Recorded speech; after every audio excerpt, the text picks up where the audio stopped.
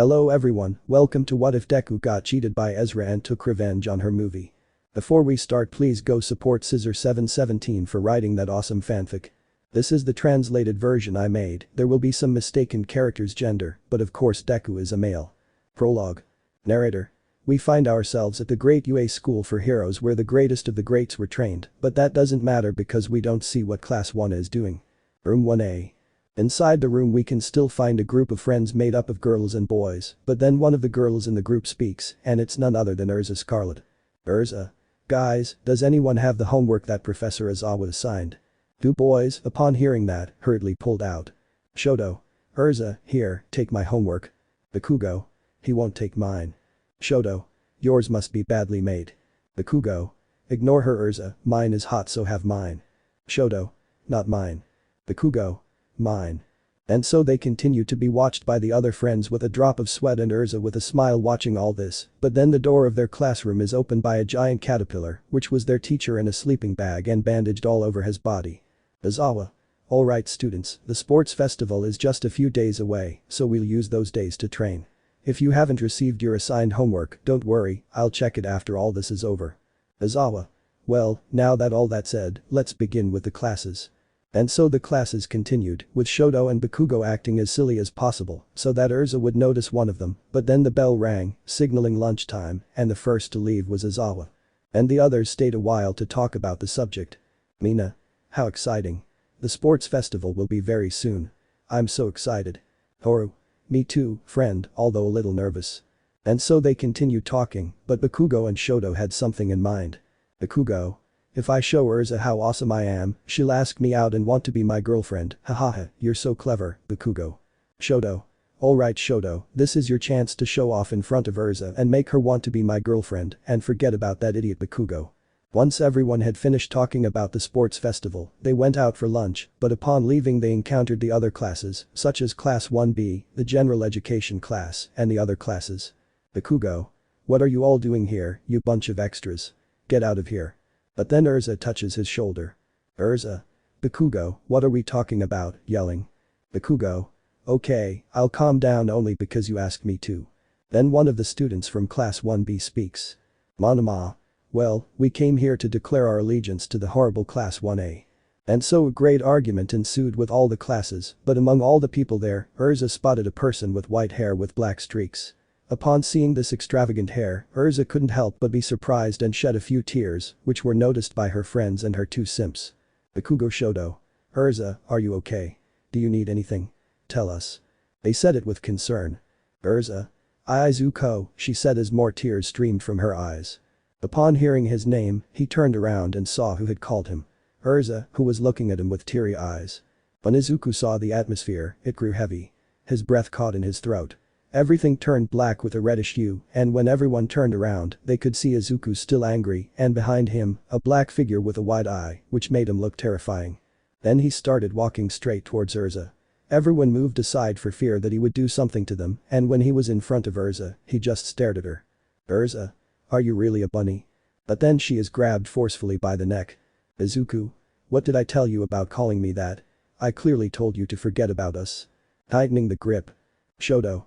Hey, what's wrong with you? Let Urza go before. Izuku. I want every being inferior to me to kneel before me. And when he said that, everyone in the place knelt down, and when I say everyone, I mean everyone, even Shoto and Bakugo, who was very angry because they told him he was inferior to him. Izuku, listen carefully Scarlet. At the festival, everyone will know what you truly are, and everyone will hate you and her, so prepare for your downfall. He then released Urza and left, and once he was gone, the atmosphere returned to normal. Haminari. Dude, what the hell was that and who is he? Even Mineta fainted from all that. Kendo. He's Izuku, he's in general studies, nobody knows anything about him. Bakugo. Well, now he's going to listen to me. But then Shoto grabs him by the shoulder. Shoto. You can deal with him later, we have to help Urza. Bakugo. Right, Urza, are you okay? Urza. Yes, I am. She said this with a sad expression and her head down. Shoto. Sure, we can do anything, just ask. Bakugo. Yeah, we can go beat up that guy for making you cry. Thus they proceeded to bother Urza with simp stuff until it was already Artala. Urza. I said shut up, you bucking useless pieces of shit.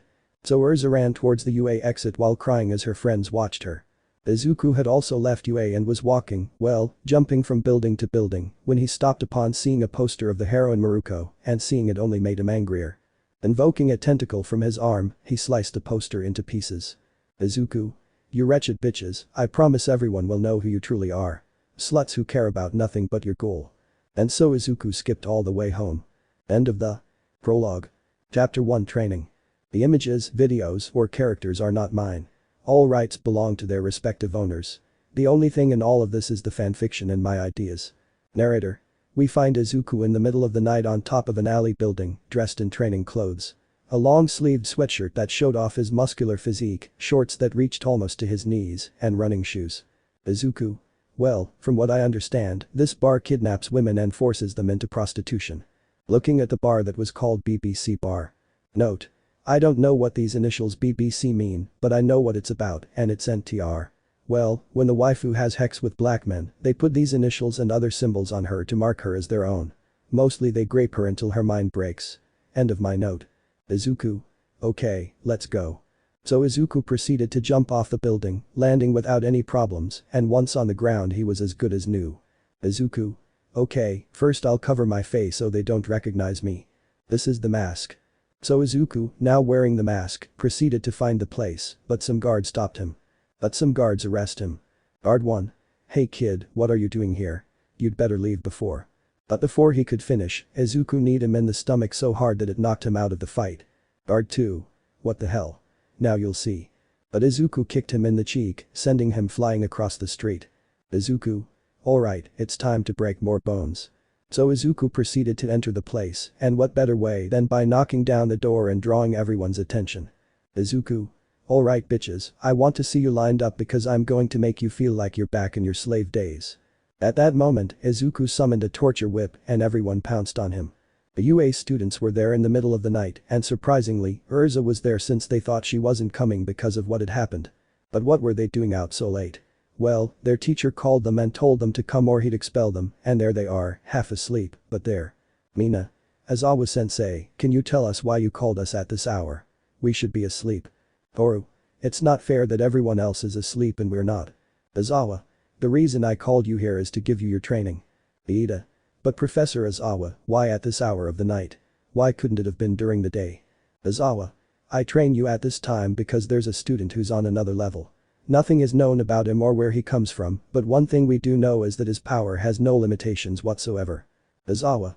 And he proposed a deal. If our prospective hero students give him a fight, he'll join their class, but if not, he'll leave UA. Aizawa. That's how it will be for you, and the other classes will be put through very demanding training, so prepare to suffer. And so the whole week passed, the week they were given to prepare for the sports festival. Day and night they were subjected to even tough training. Finally, on the last day of the week, they were given a day off, which they took advantage of by going to the mall. After doing their shopping, they went to a food place to order their food, but then Kirishima fixed his gaze on someone. Kirishima. Hey guys, wasn't that the guy from the other day? I think his name was Izuku. Haminari. Hey, yeah, that's right, and it seems she's with 2 other people. But Izuku. So you ran into her again. Izuku. That's right, Yahiro, it was to be expected, wasn't it? Yahiro Nakatamata, Izuku's friend since school. Data. Name. Yahiro. Last name. Nakatamata. Siblings. Only child. Father. Dead. Mother. Disappeared after her father's death. Hours. Unknown. Security guard uniform. 2. Well, nobody can escape their past. Izuku. You're right, 7. Data. Name. 7. Last name. Scissor. Siblings. Only child. Father. Nothing is known about him. Mother. Nothing is known about her. Hours. Unknown. Security guard clothing. Yahiro. Have you realized who's here yet? Referring to the nosy neighbors. Izuku MP, it seems she and her lapdogs aren't here. That's good. 7. You spoke too fast, here come his lapdogs. Yahiro. This is going to be fun. Izuku. What the hell are these lapdogs going to come at me with now? Katsuki. Hey you bastard, I don't know who you are and I don't care, but I want you to apologize and I want you on your knees now. Izuku. Excuse me, but who are you? Katsuki. I am the great Bakugo Katsuki, future #1 hero and also future husband of Urza Scarlet. Shoto. What's wrong with you? I'll be Urza's husband and the #1 hero. Izuku. Hahaha, these kids are so funny, don't you think, guys? The hero. I've never seen so much stupidity in one place. 7. I haven't gathered that much crap, to be honest, but whatever. 7 pulls a bag of chocolate chip cookies out of nowhere, opens it, and just as he's about to try the first cookie, it's thrown to the floor, balls and all, and stepped on. And Kitsuki was to blame for that. Kitsuki. Here you are, you're telling him shit, you damn extra. 7 just kept his head down. Izuku. Oh shit. The hero. It was all for shit. Kitsuki. What are you talking about? He couldn't finish because he received a blow to the cheek, knocking him to the ground. Before he could react, 7 pounced on him and began to hit him. Izuku. Rule number 1. The hero. Never mess with 7's chocolate cookies or else this will happen to you. Ida. Do something, he's killing our friend. Izuku. 7, if you stop, I'll buy you more cookies. Out of nowhere, 7 appears next to them. 7. That's good, because if I was planning to kill him, I'll wait for you outside. Walking towards the exit. The hero. If I go with you, things will have already gone to hell here. Accompanied 7 to the exit. Izuku. Alright, and I want you all to be ready for tomorrow because I don't intend to show any mercy to anyone. Urza. Wait, Izuku. But Izuku disappeared in a flash of speed. Urza. Okay, we'll talk when you have time. Then someone grabbed her shoulder, and it was Mina. Mina. Alright girl, enough with the mysteries, you'll tell us who he is. Urza. Okay, I'll do it, but not here. Shoto, can you bring Bakugo? Shoto. Understood, Urza. So everyone went to the dormitory so Urza could tell them who Izuku was and how the two of them knew each other. Izuku was leaving when he saw his 2 friends waiting for him on their motorcycles. These are their motorcycles. The purple one belongs to 7. The dark blue one belongs to Yahiro. The black one belongs to Izuku. Yahiro. Hey, how about a race? Last one to arrive buys dinner. Izuku. Well, that sounds great to me. What do you say, 7? 7. I'll just say, get your wallets ready, you bastards. Yahiro. Alright gentlemen, to your positions. So the 3 of them went to their motorcycles and positioned themselves to start. 7-1. Yahiro 2. Izuku. 3. So they sped off to see who would get there first and pay for dinner. Chapter 2 Sports Festival Obstacle Course, Part 1. Narrator. ITS today. ITS today. Today is the big day when the sports festival begins. The spectators were all in their seats, all excited and desperate for it to start.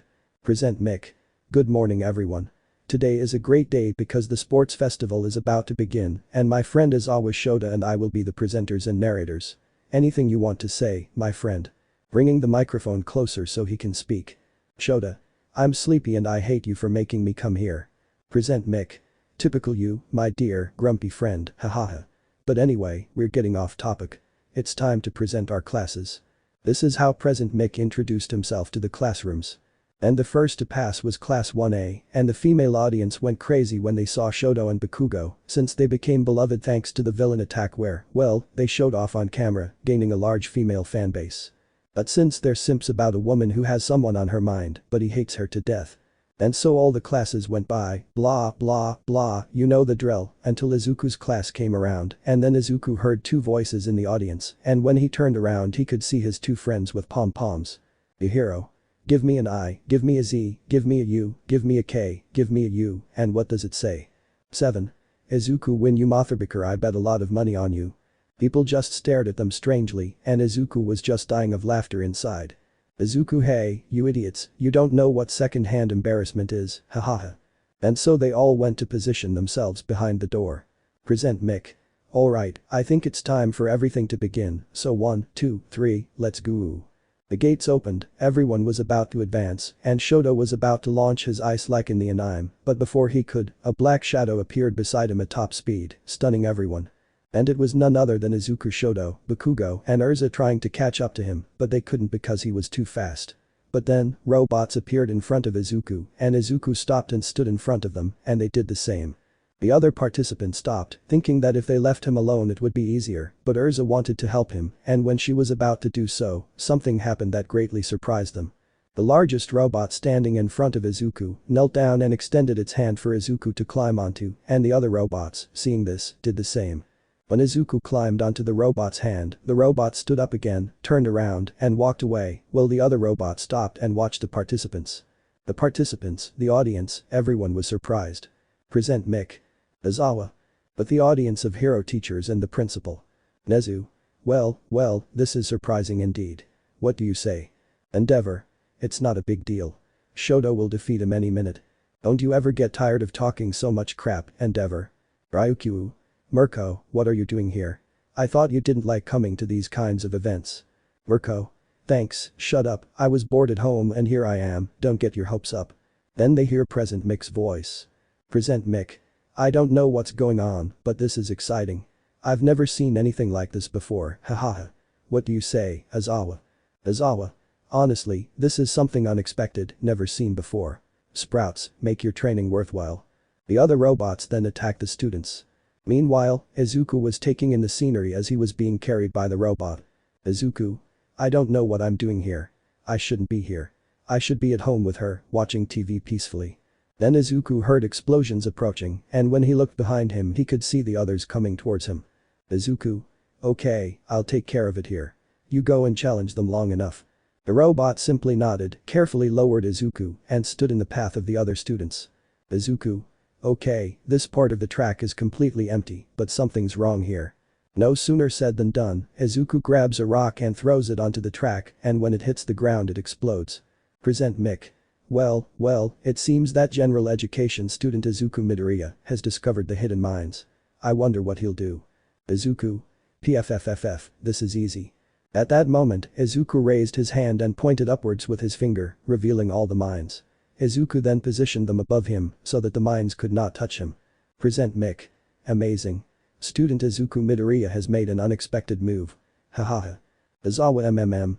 But Izuku. Izuku. Okay, I have to leave quickly before. Then the robot's head fell beside him, revealing burns, ice marks, and parts torn off by explosions. Turning around, he saw everyone running to catch him. Izuku. Okay, I'll see you at the finish line. With just one step, Izuku was already running at an amazing speed, and when he was about to reach the finish line, he stopped and, turning around, saw that the others were in the minefield, which brought a smile to his face. Bakugo. You damn extra. Don't even think about going through that meter, you'll die like the extra you are. Izuku. Shut up already, you're annoying me. Snaps his fingers. With the snap of the fingers, the floating mines began to fall on top of the participants. Urza. Shit. Quick, everyone take cover. So everyone went to seek shelter.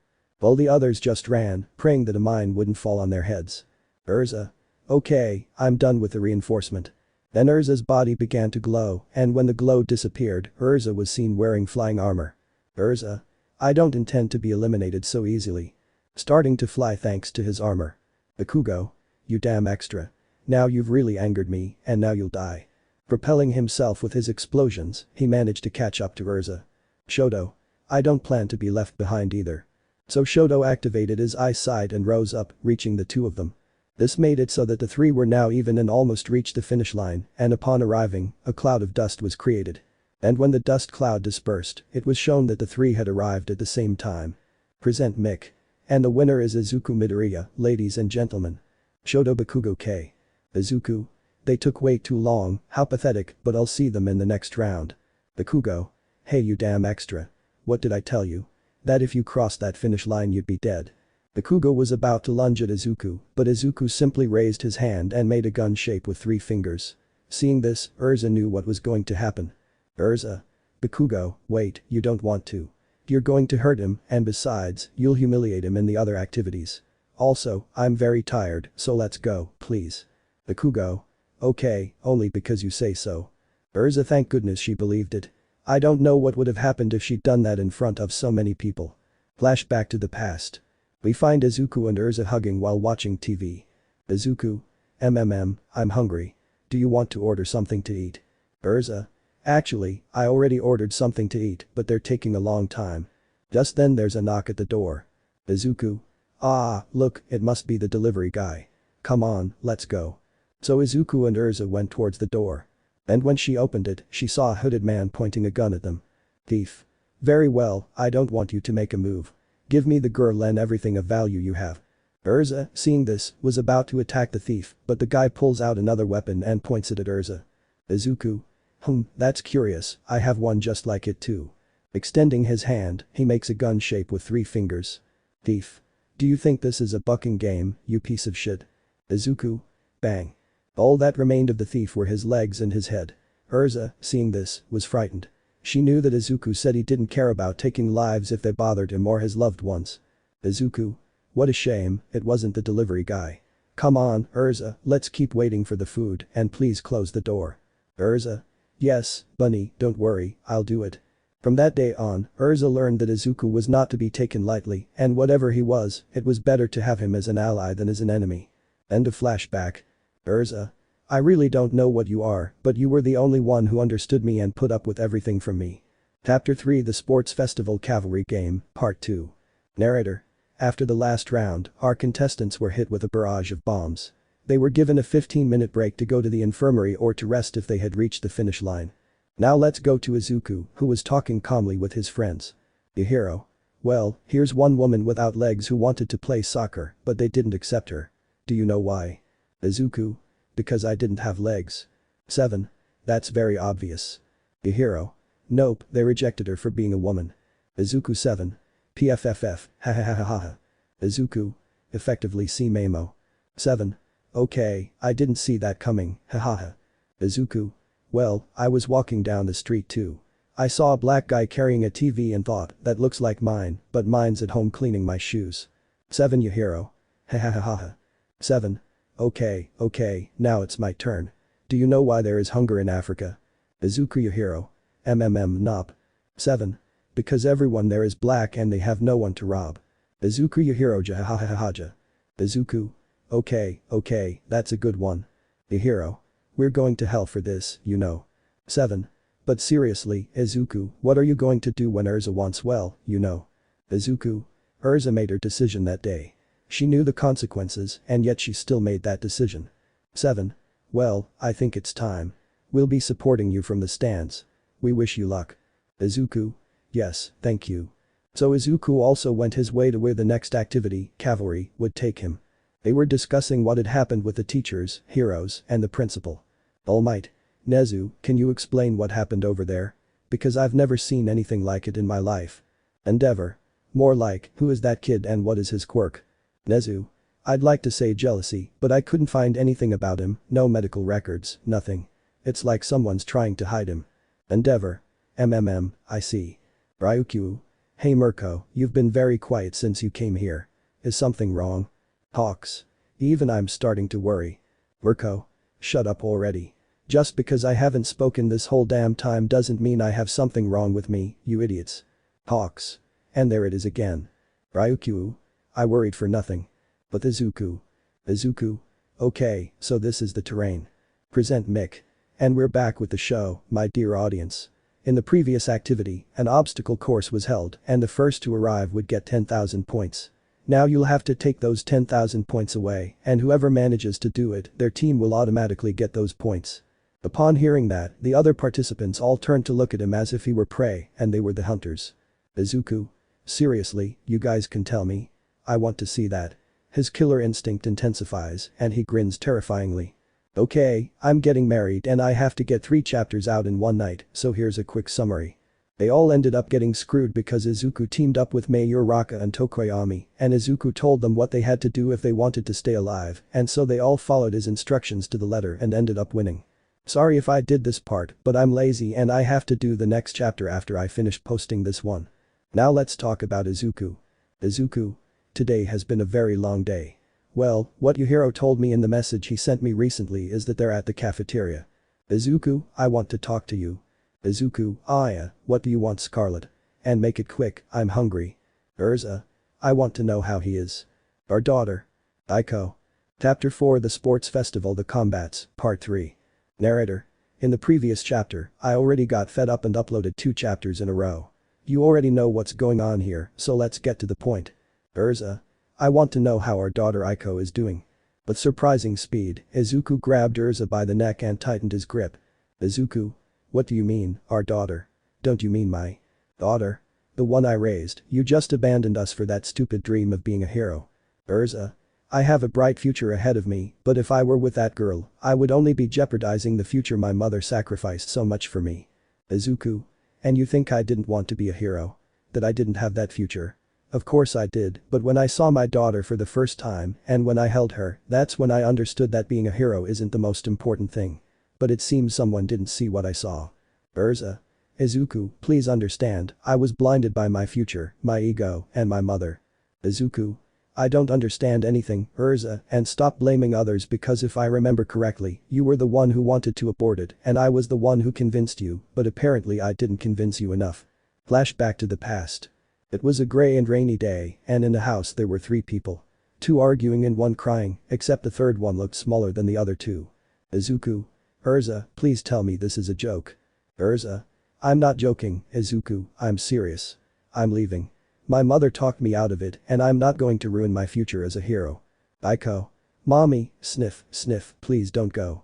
I promise to be a good girl, but sniff, don't leave us, sniff. Urza. Come on Urza, don't lose your composure, you can do it. Then they heard a car horn, indicating that they were there for her. Urza.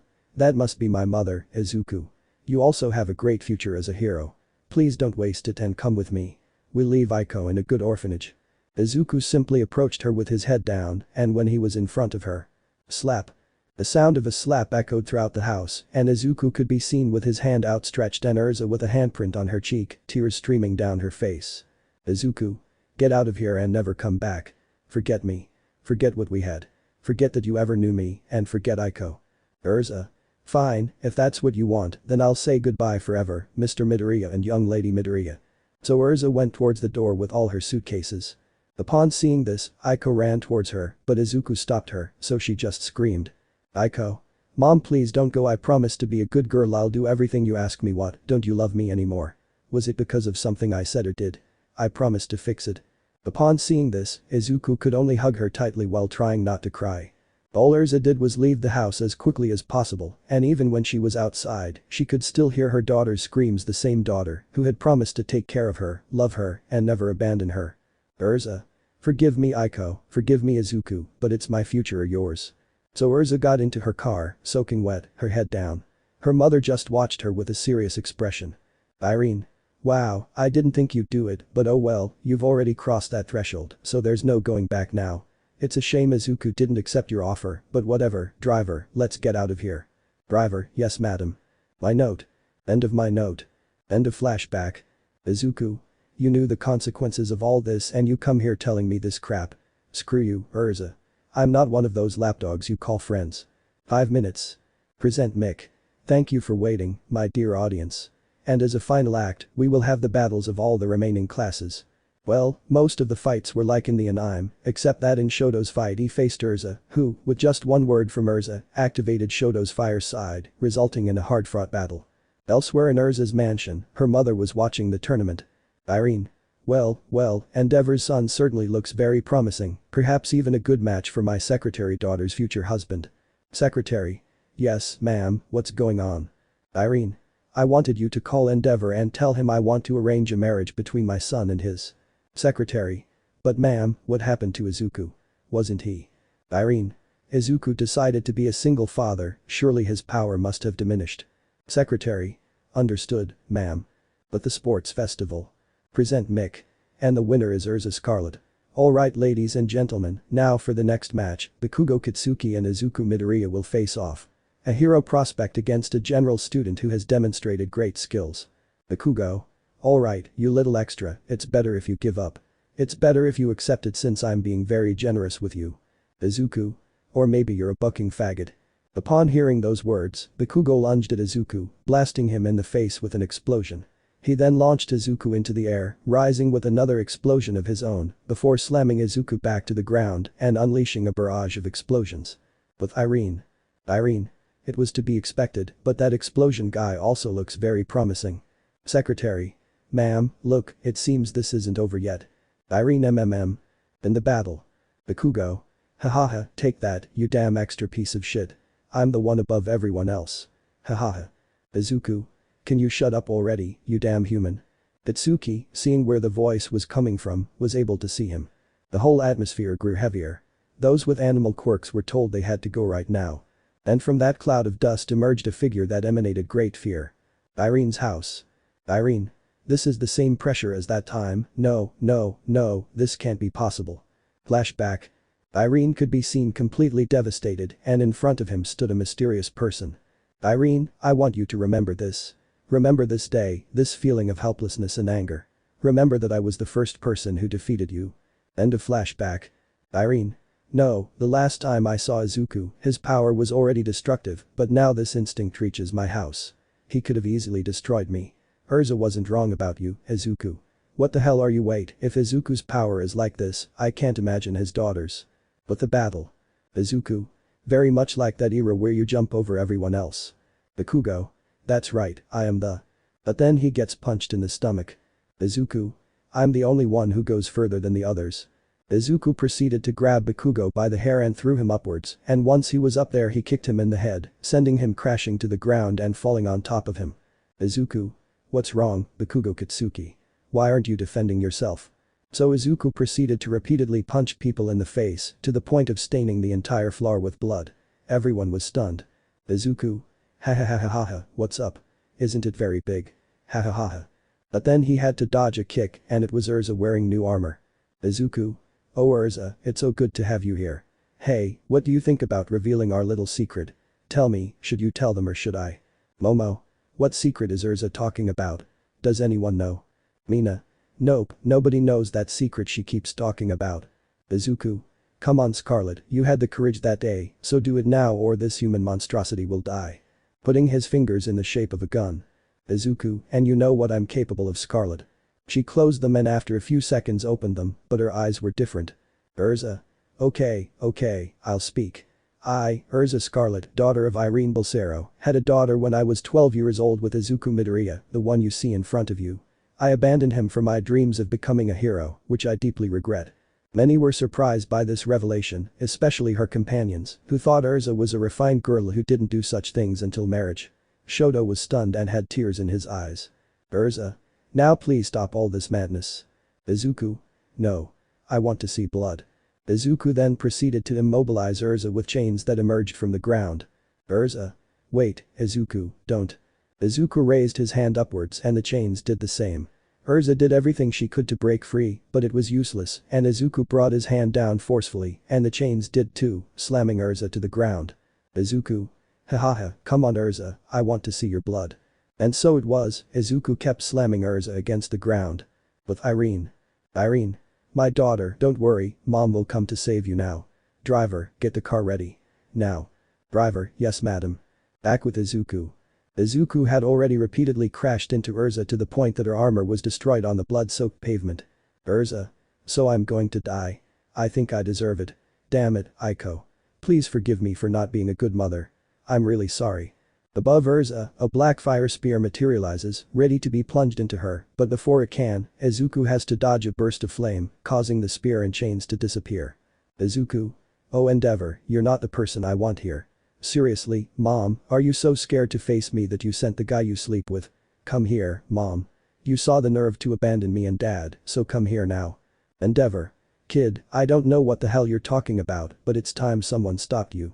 But then someone falls behind Endeavor and when he turns around it's Mirko. Endeavor. Mirko, I need you to take the wounded away first. Mirko. No Endeavor, leave him to me. Izuku. If Endeavor married your lover, this is between her and me, isn't it, mother? And again everyone was surprised that the heroine Mirko had a child and no one had been told. Endeavor. I suppose this is something familiar. Well then, I'll take the wounded. Thus Endeavor grabbed Urza and Bakugo, who was still unconscious. Izuku. It was about time you showed your face, don't you think? Mirko. I know I hurt you and your father a lot. Izuku. And tell me why you abandoned us, tell me. Mirko. I abandoned them because of my pride and my future as a heroine, that's why I abandoned them. Izuku. I see that everyone cares more about being heroes than anything else, but whatever. Izuku then proceeded to tear off his shirt, revealing his impressive musculature as a 16-year-old. Making more than one girl in the audience blush. Izuku. Sukuna's curse, come to me. Just as he said, strange marks appeared all over Izuku's body. Izuku. Well, mother, what do you think of my new look? Mirko. Izuku, please stop all this. I really don't want to hurt you. Izuku. Don't you think it's too late for that? Mirko. Fine, you asked for it. Mirko launched herself at Izuku with a kick aimed straight at his face, but Izuku stopped it with ease and threw Mirko out of the arena, slamming her against the wall. And when she saw Izuku, her most primal instincts told her to get out of there right now because the person there wasn't her son, but another being a monster. No, a demon. No, something much worse than those two. When Izuku saw that his mother wasn't coming, he brought her in with one of his chains, stabbing it into her stomach. Once she was in front of him, Izuku whipped her repeatedly, and not satisfied with that, he gave her one last kick that slammed into the ground. His chain disappeared, he got on top of her and began repeatedly punching her in the face. Izuku. This is for abandoning me. Hit, this is for abandoning Dad. Hit, and this is for everything I've suffered. Hit, hit, hit, hit. Blow after blow came if he stopped staining the place more and more with blood. Everyone was getting scared. They had never seen such dementia and madness, and Izuku just laughed like a demented madman. 7 Yahiro. After finishing hitting Mirko, Izuku remembered something. His daughter Aiko had surely seen the whole spectacle that had unfolded. Izuku Aiko. So Izuku, in a flash of speed, went to where his friends were, grabbed them by their shirts, and carried them with his speed towards his house to see if his daughter hadn't seen the whole sports festival. But Nezu and the others. Nezu. Okay, tomorrow I want to have a serious talk with that boy and his 2 friends, but first, take all the injured to recovery girl and prepare everything for the press conference about what happened. So everyone went and did what they were told to do. Chapter 5 My Origin. Narrator. We find Izuku and his 2 other friends standing at the door of an apartment building. Izuku. Well, let's hope Aiko is okay. Yahiro. Don't worry, Izuku, she faced the truth that her mother abandoned her. 7. Besides, she's very smart for her age, and you know it. Izuku. If you're right, great, we should go in. When I went to open the door, it was opened by someone else. Izuku. Ms. Inko, it's good to see you. Inko. I say the same to Izuku and to you too as well, 7 and Yahiro. 7. Good morning Mr. Inko. Yahiro. Thank you very much, it's good to see her too. Inko. I'm already inside. Aiko's in the living room, so Izuku didn't let her watch TV at the time you told me to. If that worried you. Izuku. Thank you very much, Mr. Inko, I appreciate it. Inko. Then I have to go now, bye guys. And so he walked away until he was out of sight. Yahiro, tell me, do you sleep with her so she doesn't charge you for the time she takes care of Aiko? Izuku. Shut up. Let's go inside already. So Izuku and his 2 friends entered the house, and as they closed the door, a red projectile hit Izuku. PAPI. Izuku. Aiko, my little one, how have you been? Aiko is a girl no more than 5 years old with red hair, black horns on her head, eyes of different colors, and small bat wings on her back. And Aiko notices the other 2. Aiko. Hi guys, how are you? 7 Bin, thanks for asking. Yahiro. I'm just as good as these 2. Aiko. So, daddy, you can tell me the story of how you got your powers. Izuku. Are you serious? I've already told you a lot. Aiko. Please, yes. Izuku. Okay, just let me get ready. But the UA director's office. Almight. Okay, I don't know who that kid is, but I didn't like his behavior at all. Endeavor. You're right, Nezu, tell us, where is that kid from? Shota. We already told you there's 0 information about him, for God's sake. Nezu. So this is what he meant, that there are more important things than being a hero. Ryukyu. Endeavor, what are you talking about? Nezu. Well, let me tell you what happened a week ago. Flashback from a week ago. Nezu. Well, what do you think, Mr. Izuku, about being in the hero course? Izuku. I absolutely refuse. I already have something more important than being a hero. If that's all, I'm leaving. Nezu. And what is that thing that's more important than being a hero? Izuku. You're the smartest being of all, huh? Well, find that answer yourself. And if you discover it and your students defeat me, then I'll be in the hero course. So goodbye. End of flashback from a week ago. Nezu. And that's what happened. Midnight enters, looking somewhat agitated. Midnight. Director Nezu, Ms. Irene and the reporters are already there. Nezu. Very well, gentlemen, I believe the time has come. But Izuku. Izuku. Alright little one, now it's time to tell you my origin story. Aiko. Yes. Flashback to the past. We see a 10-year-old Izuku crying with anger because his mother abandoned him. Izuku. Damn it, how could you? You seriously abandoned us for a stupid dream? I swear, I promise, but when I become the most powerful person in the world, I'll make you pay for everything. You want power? Well, I'll give it to you. Izuku. Hey, who said that? That's the least of it, Izuku, but you said you wanted to be the most powerful person in the world, right? Well, you just have to enter that door and your test will begin to see if you are worthy of having my power. Izuku? But which door? Suddenly, a door appears in front of Izuku and opens. Izuku? Fine, I want that power. But before going in, something came to mind. Izuku? Hey, whatever you are, I'm going to walk through this door when I'm 12. I want to train my body until it breaks. What do you think? That sounds good to me, but you have until you turn 12. I'm going to leave that door there for you. That's how Izuku did his training to break his body. His training consisted of close 200. Climbing a mountain while carrying heavy things. Squats. 200. Walking. On hot stones. Run. 20 kilometers. Carrying a 2-ton rock uphill. Hit 200 trees. This was how Izuku's training consisted.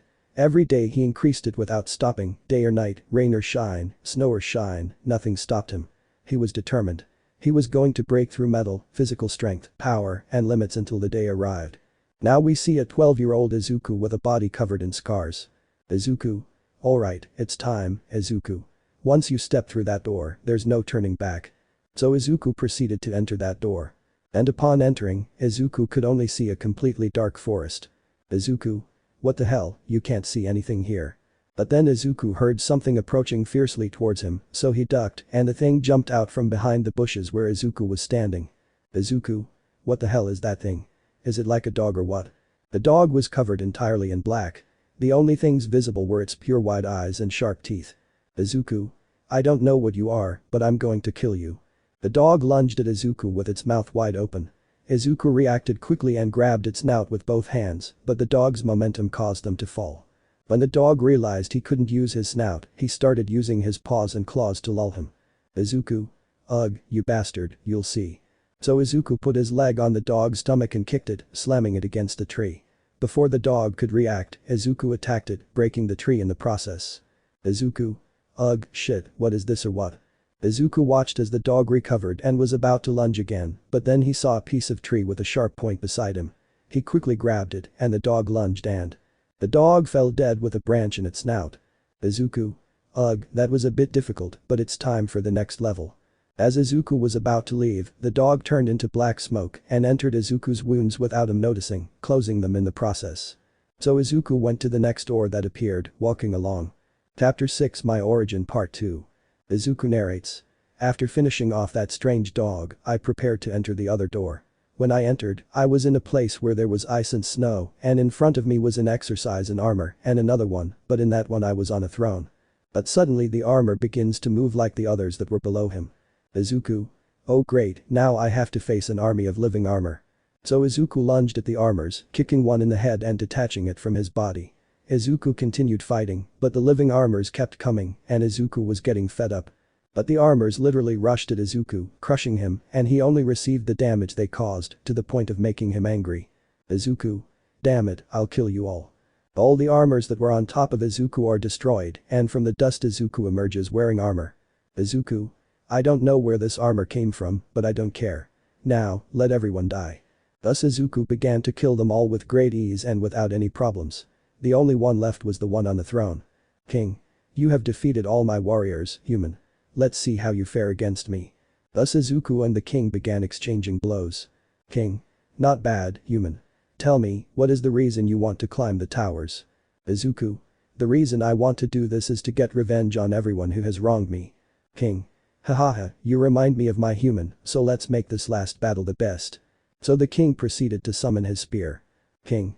Come on human, summon your weapon. Say the Dragon Slayer, come to me. Izuku. Dragon Slayer, come to me. And so, a sword began to form in Izuku's hands. Izuku. Super, now come here. Thus the king lunged with his spear raised high, but Izuku dodged it and struck the spear upwards. The king had to move away before he could be attacked from the distance he was at now. King. You were able to block my attack, but let's see how you do with this one. He began a flurry of blows which Izuku blocked. But taking advantage of a moment of carelessness on the part of King Izuku, he ends up cutting off his entire arm and slashing his chest. Causing him to lose a lot of blood. King. Ugh, shit, I broke one of my rules, never get cocky, hahaha. I think this was bound to happen eventually, it was time to give myself a well-deserved rest. What a way to go out, fighting your last battle, hahaha. Izuku. Yeah, I think you're right. King. Child, I want you to listen to me. I'm going to give you my power so you can defeat everyone here and take revenge on all those who do you understand. Izuku. Don't worry, I'll keep that promise. King. Hahaha, I'm glad to hear that. Thus the king proceeded to vanish into dust, which entered Izuku's armor, causing him to breathe it in, and as he inhaled it, his energies returned. And the second goal, a welcome sign indicating that it was time to move to the next level. Izuku. Okay, let's go.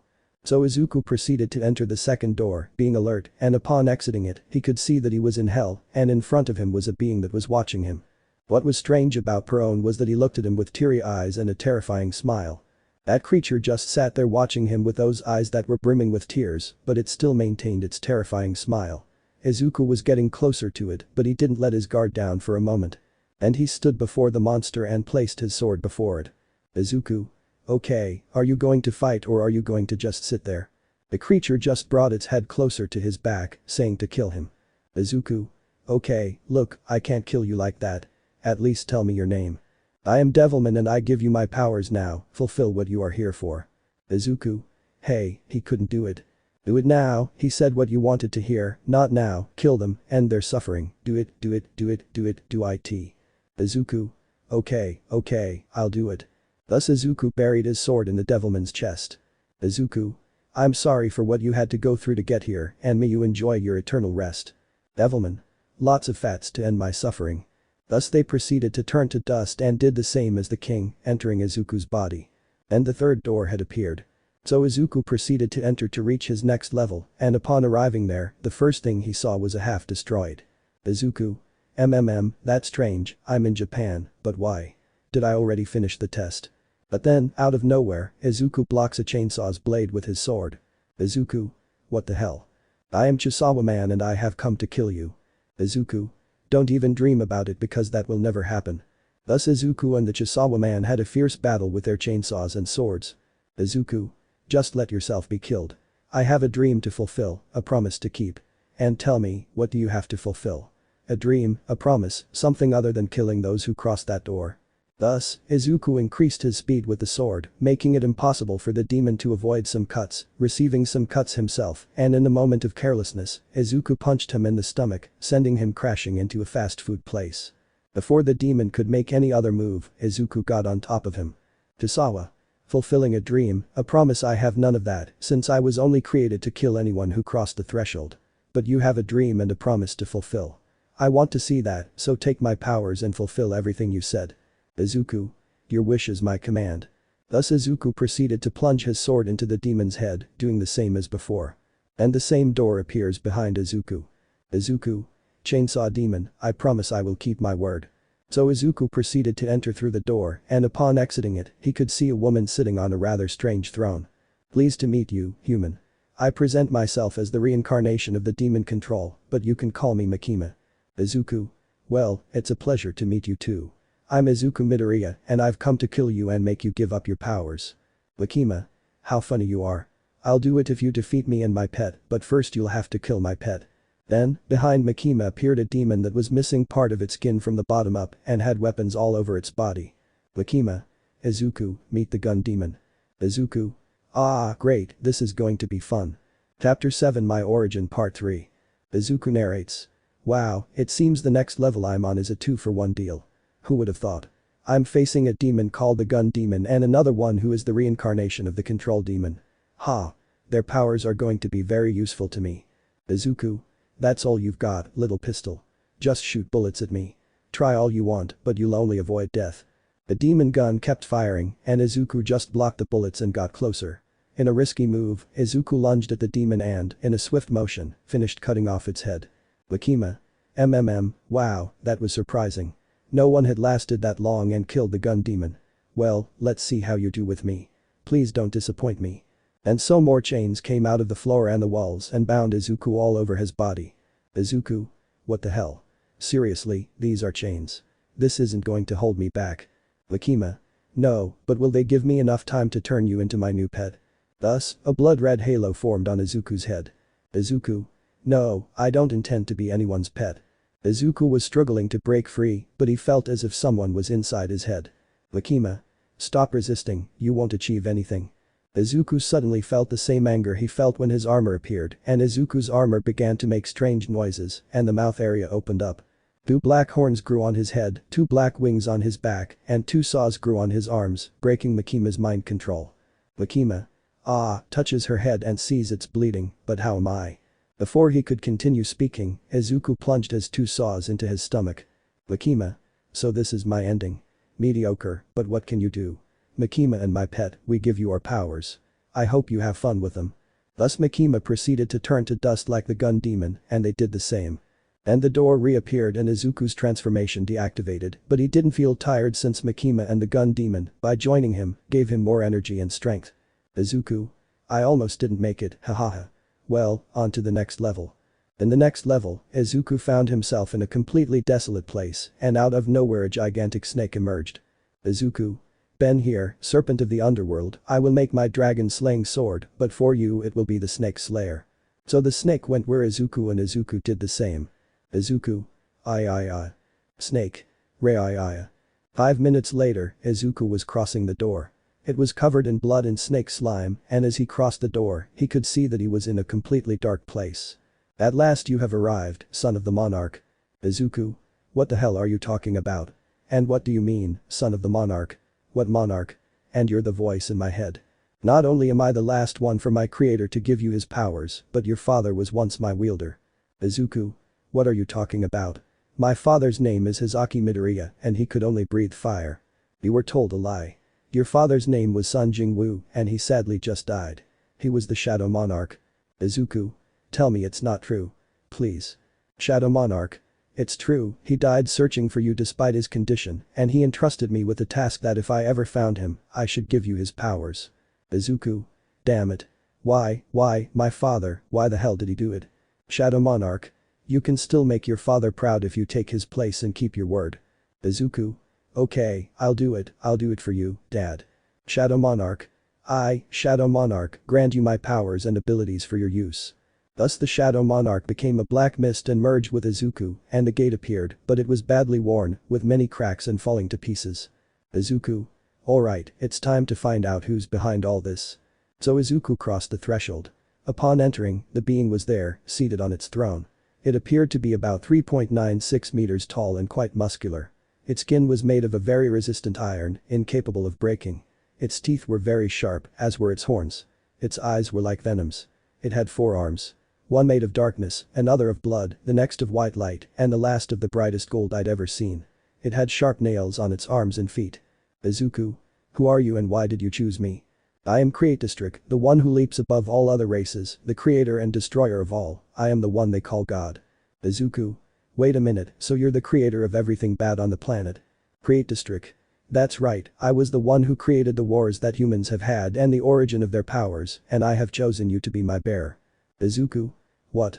Why me? Tell me. Creator. Because I see something in you that no one else has seen. Great determination and hatred towards the people who wished you harm, and you remind me a lot of myself. Creator. So tell me, do you accept to be my bearer? Izuku. Okay, what do I have to do? Creator. You'll have to eat my heart. Izuku. 5 minutes later. Izuku had eaten the heart, and upon finishing, Creator transformed into a mist of black, white, red, and gold. Those are the colors that now cover his entire body and merge with Izuku, changing his genetics, his DNA, his cells. Izuku's entire body was changing until the transformation was complete. Izuku. Ugh, now I'm the most powerful person in the world and nobody can stop me. Hahaha. Thus the door appeared, the cause was badly damaged, and Izuku crossed it, and upon exiting it, he was in the forest where his training began. Izuku. Haha, this forest brings back memories. I think to keep a low profile I'll go to my school. I'm 12 years old, my age doesn't change at all in there, and I'll just say I was traveling. After that, I'm going to visit my father's grave. So Izuku went to a school that had good studies and teaching, and not a school for rich people. Izuku. Wait, how am I going to do about the money? Oh no, wait, I'm a god, I can literally create money. As Izuku was about to enter the school, someone tripped over him. What's wrong with you, idiot? Watch where you're going. Izuku. You should watch where you're going, stupid. Don't you know who I am? I'm Urza Scarlet, daughter of Irene Bulsarian. Izuku. Yeah, well, I don't give a buck who you are. Goodbye. And with that, Izuku disappeared in a flash of speed. Urza. Hey, don't run away, coward. If I see you again, you'll regret it. End of flashback. Izuku. And that was the origin of my powers. 7. Hey, but you're not going to tell the part where you and Urza were. Aiko. I'm sorry, Uncle 7, but that name and the person with that name are never welcome here again. 7. I'm happy with just that. Ihiro. Me too. Izuku. Enough with the past, how about we go out and have some fun? Ihiro 7 Aiko you see. Izuku. Hahaha. Chapter 8. The events after. At the conference that Director Nezu was giving along with the heroes and Urza's mother. Nezu. Please, one at a time, because we can't understand you. So all the reporters fell silent, but one decided to speak. Reporter 1. This question is for Ms. Irene. Did you know about your daughter's pregnancy and what did you do about it? Irene. At first I was disappointed in her, but then I reconsidered and decided I would support her in everything and that she should give birth to the baby. Reporter 1. So why are there images of your daughter going into an abortion clinic alone and then leaving with the same guy who dropped her off at the hospital? Irene. Damn, Urza didn't tell me that. Reporter 2. Well, Ms. Urza had her justification. She said that he is the father and that she had abandoned them just to follow a dream. Reporter 3. Ms. Irene, did you have anything to do with all this? Did you manipulate your daughter so that she could pursue a dream that you couldn't fulfill? Irene. Who do you think you are to say that? She's my daughter and I know what's best for her. Her future was already written. Reporter 4. But the girl's father also had a future since his powers are exceptional and yet he decided to abandon that dream and focus on his daughter. Irene. Well, I have nothing more to say. Reporter 1. This question is for Director Nezu.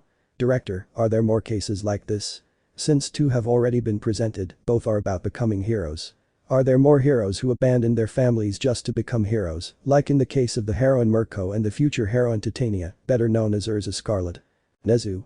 For the moment, only those 2 cases have been presented, but we will continue investigating the heroes we have. Reporter 5.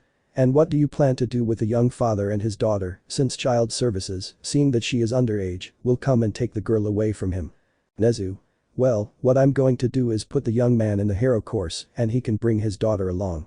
She'll receive an excellent education at UA and since they'll be under UA's care, child services won't be able to separate the girl from her father. Nezu. Are those all the questions or are there more? Reporter 1. For now, those are all the questions we have. So all the reporters left, leaving only the heroes. Nezu. Very well, I want you to find Mr. Izuku and tell him I have great news for him. Izawa Entendido Sr. Nezu. Then Recovery Girl rushes out of UA. Recovery Girl. Urza Scarlet has just escaped from the infirmary. Irene. What do you mean she ran away and you weren't there? Recovery Girl. Look, your daughter isn't the only one hospitalized there. There are many students injured by another student. Almight. But where could he have gone? Irene. I know where Director Nezu Izawa, Almight and Midnight are. I want you to come with me, please. Nezu. Understood. And the rest of you, please do your part. We have to go find a fighting father. The boys were racing on their motorcycles and Aiko was riding on her father's motorcycle. Aiko. Faster, Dad, faster. Hahaha. Izuku. Okay, you asked for it. So Izuku proceeded to accelerate faster and they spent a whole afternoon having fun until they arrived at his house. 7 and Yujiro prepared to say goodbye to Izuku and Aiko and each went their separate ways home. Izuku. Okay Aiko, you go ahead and enter the apartment, I'll catch up with you. Aiko. Okay, Dad. Aiko then proceeded to enter the apartment while Izuku parked the motorcycle. Just then, Izuku heard a scream. "Nu, please go away now." Izuku Aiko. Izuku was in a flash of speed and when he arrived he could see her. Urza. Aiko, calm down, I just want to talk, there's nothing to fear. Aiko. Nuo, please go away. You abandoned me, Dad. You're not welcome here anymore. Izuku, what are you doing here, Scarlet? Aiko. Daddy. She gets behind Izuku's leg, please tell her to leave. I don't want to see her. Please. Izuku. You heard her, Scarlet, get out of here. Urza. But she's my daughter. Izuku. She stopped being your daughter when you abandoned us and I told you to forget everything that has to do with me or Aiko. Urza. Izuku, I'm truly sorry. I want to make things right. Izuku. Shut the buck up already. Tell me what made you realize this. Is your mother behind all this just to keep things going? Tell me, damn it. Wow, if they keep this up they're going to get kicked out of here. Urza. Mom. Nezu. Don't forget about us either. Urza. Director Nezu, Almight, Professor Izawa and Professor Midnight, what are you doing here? Nezu. Well, will you let us pass or what? Aiko. Daddy, I'm scared, but if she stays away from me, then I'm okay. Referring to Urza, making her even sadder. Izuku. Okay, go inside before I change my mind. Nezu. I'm glad to hear that. So everyone entered Izuku's apartment to talk about a specific topic. How nine did he try? Nezu. Well, Mr. Izuku, you're already on top of everything, aren't you? Izuku. That's right, Director Nezu, and I can already imagine why you're here. Nezu. If that's the case, I want you to join the hero course. Your daughter will receive a good education at our school and we'll cover all the expenses if you accept the deal. Izuku. If I accept, I'll have to live where your students are staying. Nezu. Affirmative, you will be in class 1A. Izuku. Since I won't have to pay for Aiko's rent, food, or education, fine, I accept the deal. Nezu. I'm glad to hear that. Here's her uniform for class tomorrow and a map in case she gets lost. Midnight will be teaching your daughter. Izuku. Okay, very well. If it's not too much trouble, I need you to leave. I need to take my daughter to bed, she's asleep, and then prepare dinner. Nezu. Okay, very well sir, you heard, let's go. Irene. Let's go too. Urza. But mom. Irene. Not a single but, Urza Scarlet, let's go. Urza. Yes, mother, she said while lowering her head. Once everyone had left, Izuku closed the door and took his daughter to bed so she could sleep comfortably. Izuku. Ugh, from here I can tell my days are going to be a bit difficult. Irene and Urza are in the car on their way to take Urza to the dorms. Irene. I plan to marry you off to Endeavor's son. Urza. Because you know I still love you. Irene. Izuku, I know, but you made your decision that day. You put your dreams first. Urza. You're bucking with me. You're the one who put all your crap about my future in my head, your sacrifice as a mother, knowing you're a shitty mother. Slap. Irene. Never speak to me like that again. You're going to marry Endeavor's son, period. Driver. Excuse me for interrupting your conversation, but we've arrived, my lady. Irene. Okay Urza, you get out here, I'm going to talk to Endeavor about the wedding. Urza. Yes, mother. Urza got out of the car with her head down. Her mother just watched her leave. Upon entering, Urza could see her colleagues in the room watching television, which was showing the morning's conference. Mina. Urza, how come you had a daughter? Why didn't you tell anyone? Momo. Mina, leave Urza alone, she must have her reasons. Urza. Girls, please leave me alone. I'm not in the mood to talk to you. Seriously, I just want to go to my room. Thus Urza passed by under the watchful eyes of her companions and of Bakugo and Shoto, who looked somewhat angrily at each other. When Urza got to her room, she closed the door and locked it so no one could enter. Then she stood in front of her desk, which had a mirror on it, and she just started to sob. Wow, look at you, how disappointing you are. Upon hearing her own voice, Urza looked in front of her and there was her reflection, staring back at her. Urza. You're really disappointing and I'm supposed to be her. Urza. What the hell is this? Urza. It's possible I'm just your subconscious talking to you and I'm disappointed in you. Urza. You ruined your beautiful relationship with Izuku and your potential reputation. Tell me, was that damn dream really that important? Urza. Shut up. I'm fed up with being told that to my face. Urza. Then why did you do it? And don't give me that your mother crap. When you went to that abortion clinic, your mother had nothing to do with it. Accept it. You didn't want that baby. Urza. Shut up. Urza. Accept it. Maybe Izuku found someone else and they're doing it right now and Aiko is waiting for her little brother. Urza. Please shut up, shut up. Urza. Ha come on Izuku, hold me tighter ha ha let's give Aiko a little brother or sister ha, but hold me tighter ha I ha or ha, don't forget that bitch Urza Scarlet ha. Urza shut, up. So Urza summoned a sword and began to break the mirror. Not content with that, she began to destroy her entire room out of anger and helplessness towards herself. Shoto. That's enough, I can't take it anymore. I'm going to have him explain what happened. Momo. Shoto, I ask you to stop. Urza is not in a condition to speak and you know it yourself. Bakugo. But we have to go. Maybe that damn brat is the product of a grape that bastard committed against Urza. Shoto. I'm with Bakugo, he might be right, so I'm going to have him explain what happened. Bakugo. I'm going with him, I want to know too. Thus the two went towards their death. Shoto. Urza, please open up, we want answers. Urza. I want you all to leave and leave me alone. Bakugo. Urza, we already know that that damn brat is the product of a grape by that green-haired bastard. After saying that, there was only silence in Urza's room, then the door opened and a hand gripped Bakugo's neck tightly. Urza. If you say something like that again, I'll make you feel the same hell. Shoto. Urza, calm down, why don't we talk like. Urza. You shut up. Of all the people here, you're the last person I want to see, so please leave before I change my mind. Urza then threw Bakugo to the ground, slammed her door shut, and locked it. Shoto. I think Momo was right, it's best we go back when she's calmed down. Bakugo. Yeah, I think you're right. So Shoto and Bakugo left.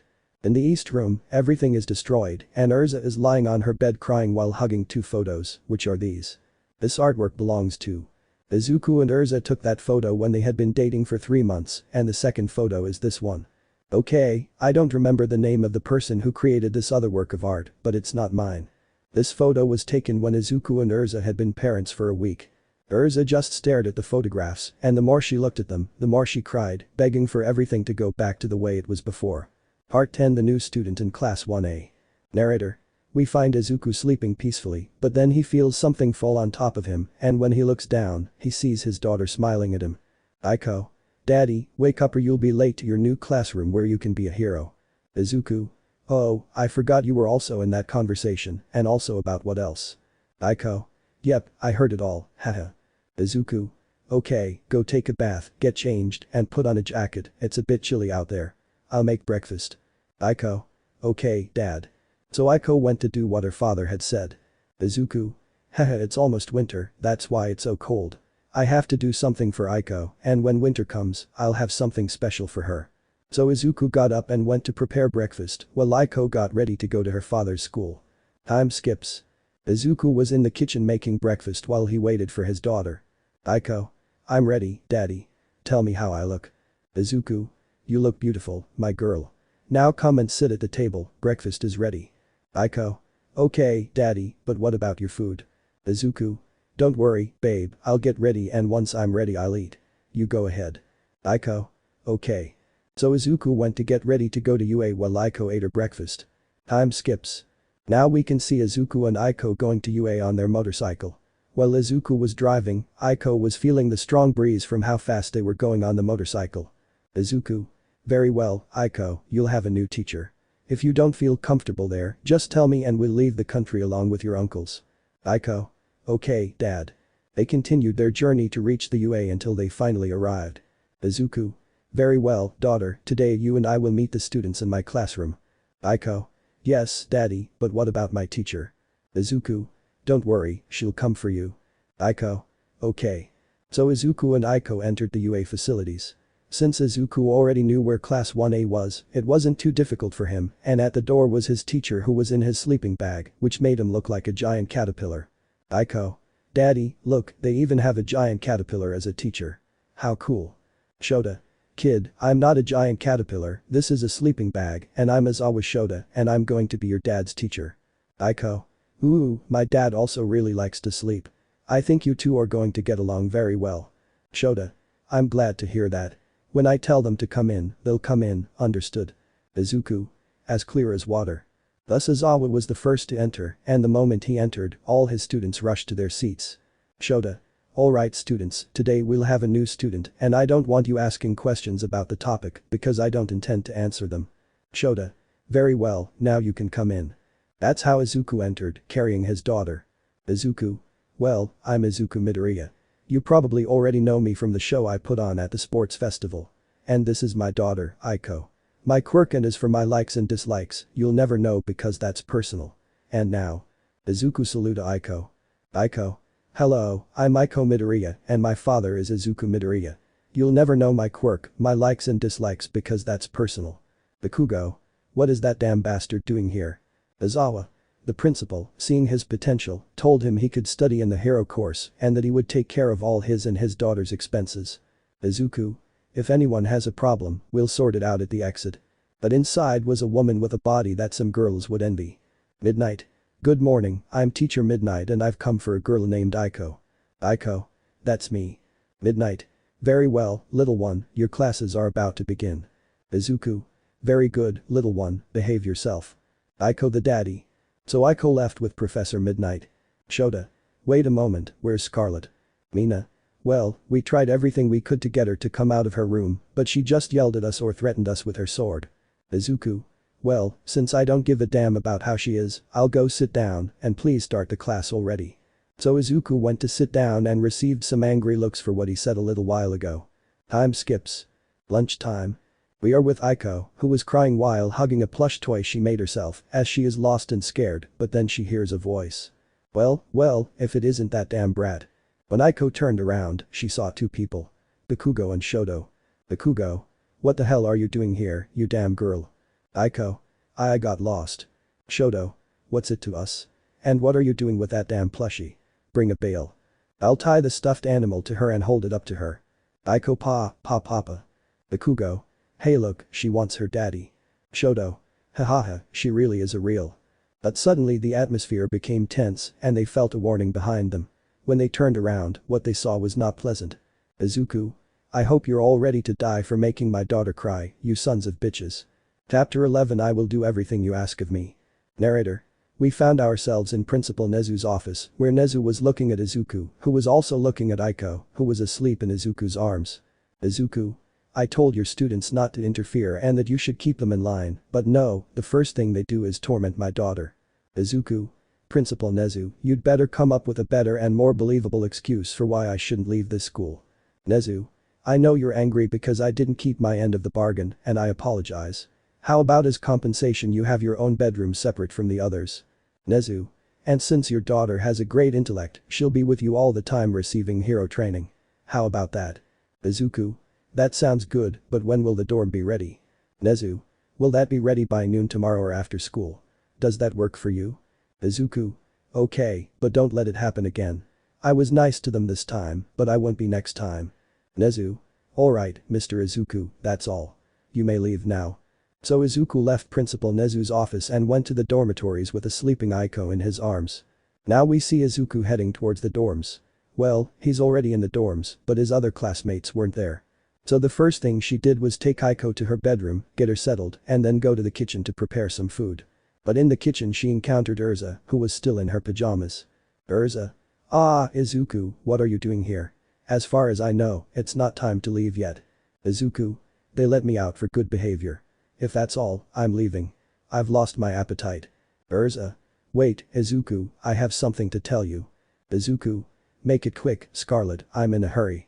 But when he turned around, he saw Urza prostrate before the agitated Izuku. Urza. Izuku, please forgive me if I have to do the most humiliating and shameful thing. If it's to get you back, then I'm willing to do anything you ask. Urza. But I love those I once called family, so do whatever you want to me. Izuku. That is interesting. Well, Urza, you just sold your soul to the devil. I'll send you a message when I accept your offer. Izuku. And don't worry about your number, I know it by heart. I just want you to keep an eye on your phone, okay? Urza. Yes, of course I'll be watching and I won't let you down this time.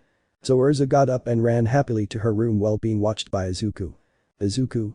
Urza, I hope you're ready because I have many plans for you and possibly for your mother, and maybe I'll involve Ms. Inko, but I'll have to wait and see. So Izuku went to prepare something to eat while he thought about his plans with Urza for the time being. Time skips. It's already night and all the boys and girls of Class 1A were gathered in their dormitory living room chatting and watching TV, with Urza glued to her phone. Mina. Hey Urza, what are you doing on the phone? Urza. Oh, well, I'm waiting for a call from my mother who said she had something very important to tell me. Mina. Okay, if you say so, but who's more handsome, Shoto or Bakugo? Given this, the aforementioned individuals set their sights on Urza. Urza. Well. Then Urza receives the dreaded message. Urza. I'm sorry guys and girls, but I have to go. I'm sorry, my mom wants me there. So Urza ran like a bat out of hell towards the exit while being watched by her companions. Now we see Urza walking through the quiet streets of Japan, guided by her phone, which indicated the address Izuku sent her where she had to go. Urza. Very well, the directions say I'm close, and it's here. Urza, upon seeing the place he indicated, realized it was a love hotel, and upon seeing Izuku at the entrance, she spotted him there. Izuku. Well, you finally arrived. I don't want any questions. Come on, I've already set up a reception. So Izuku took Urza's hand, making her blush. Already in the room. Izuku confronted Urza, tearing off her blouse and bra in one swift motion. Urza was about to say something, but Izuku, in a lustful and violent kiss, bit her lip as they broke apart, drawing a little blood. And I throw her on the bed. Urza. Hey Izuku, what's wrong with you? But Izuku grabbed him by the neck and began to slowly lend it to him. Izuku.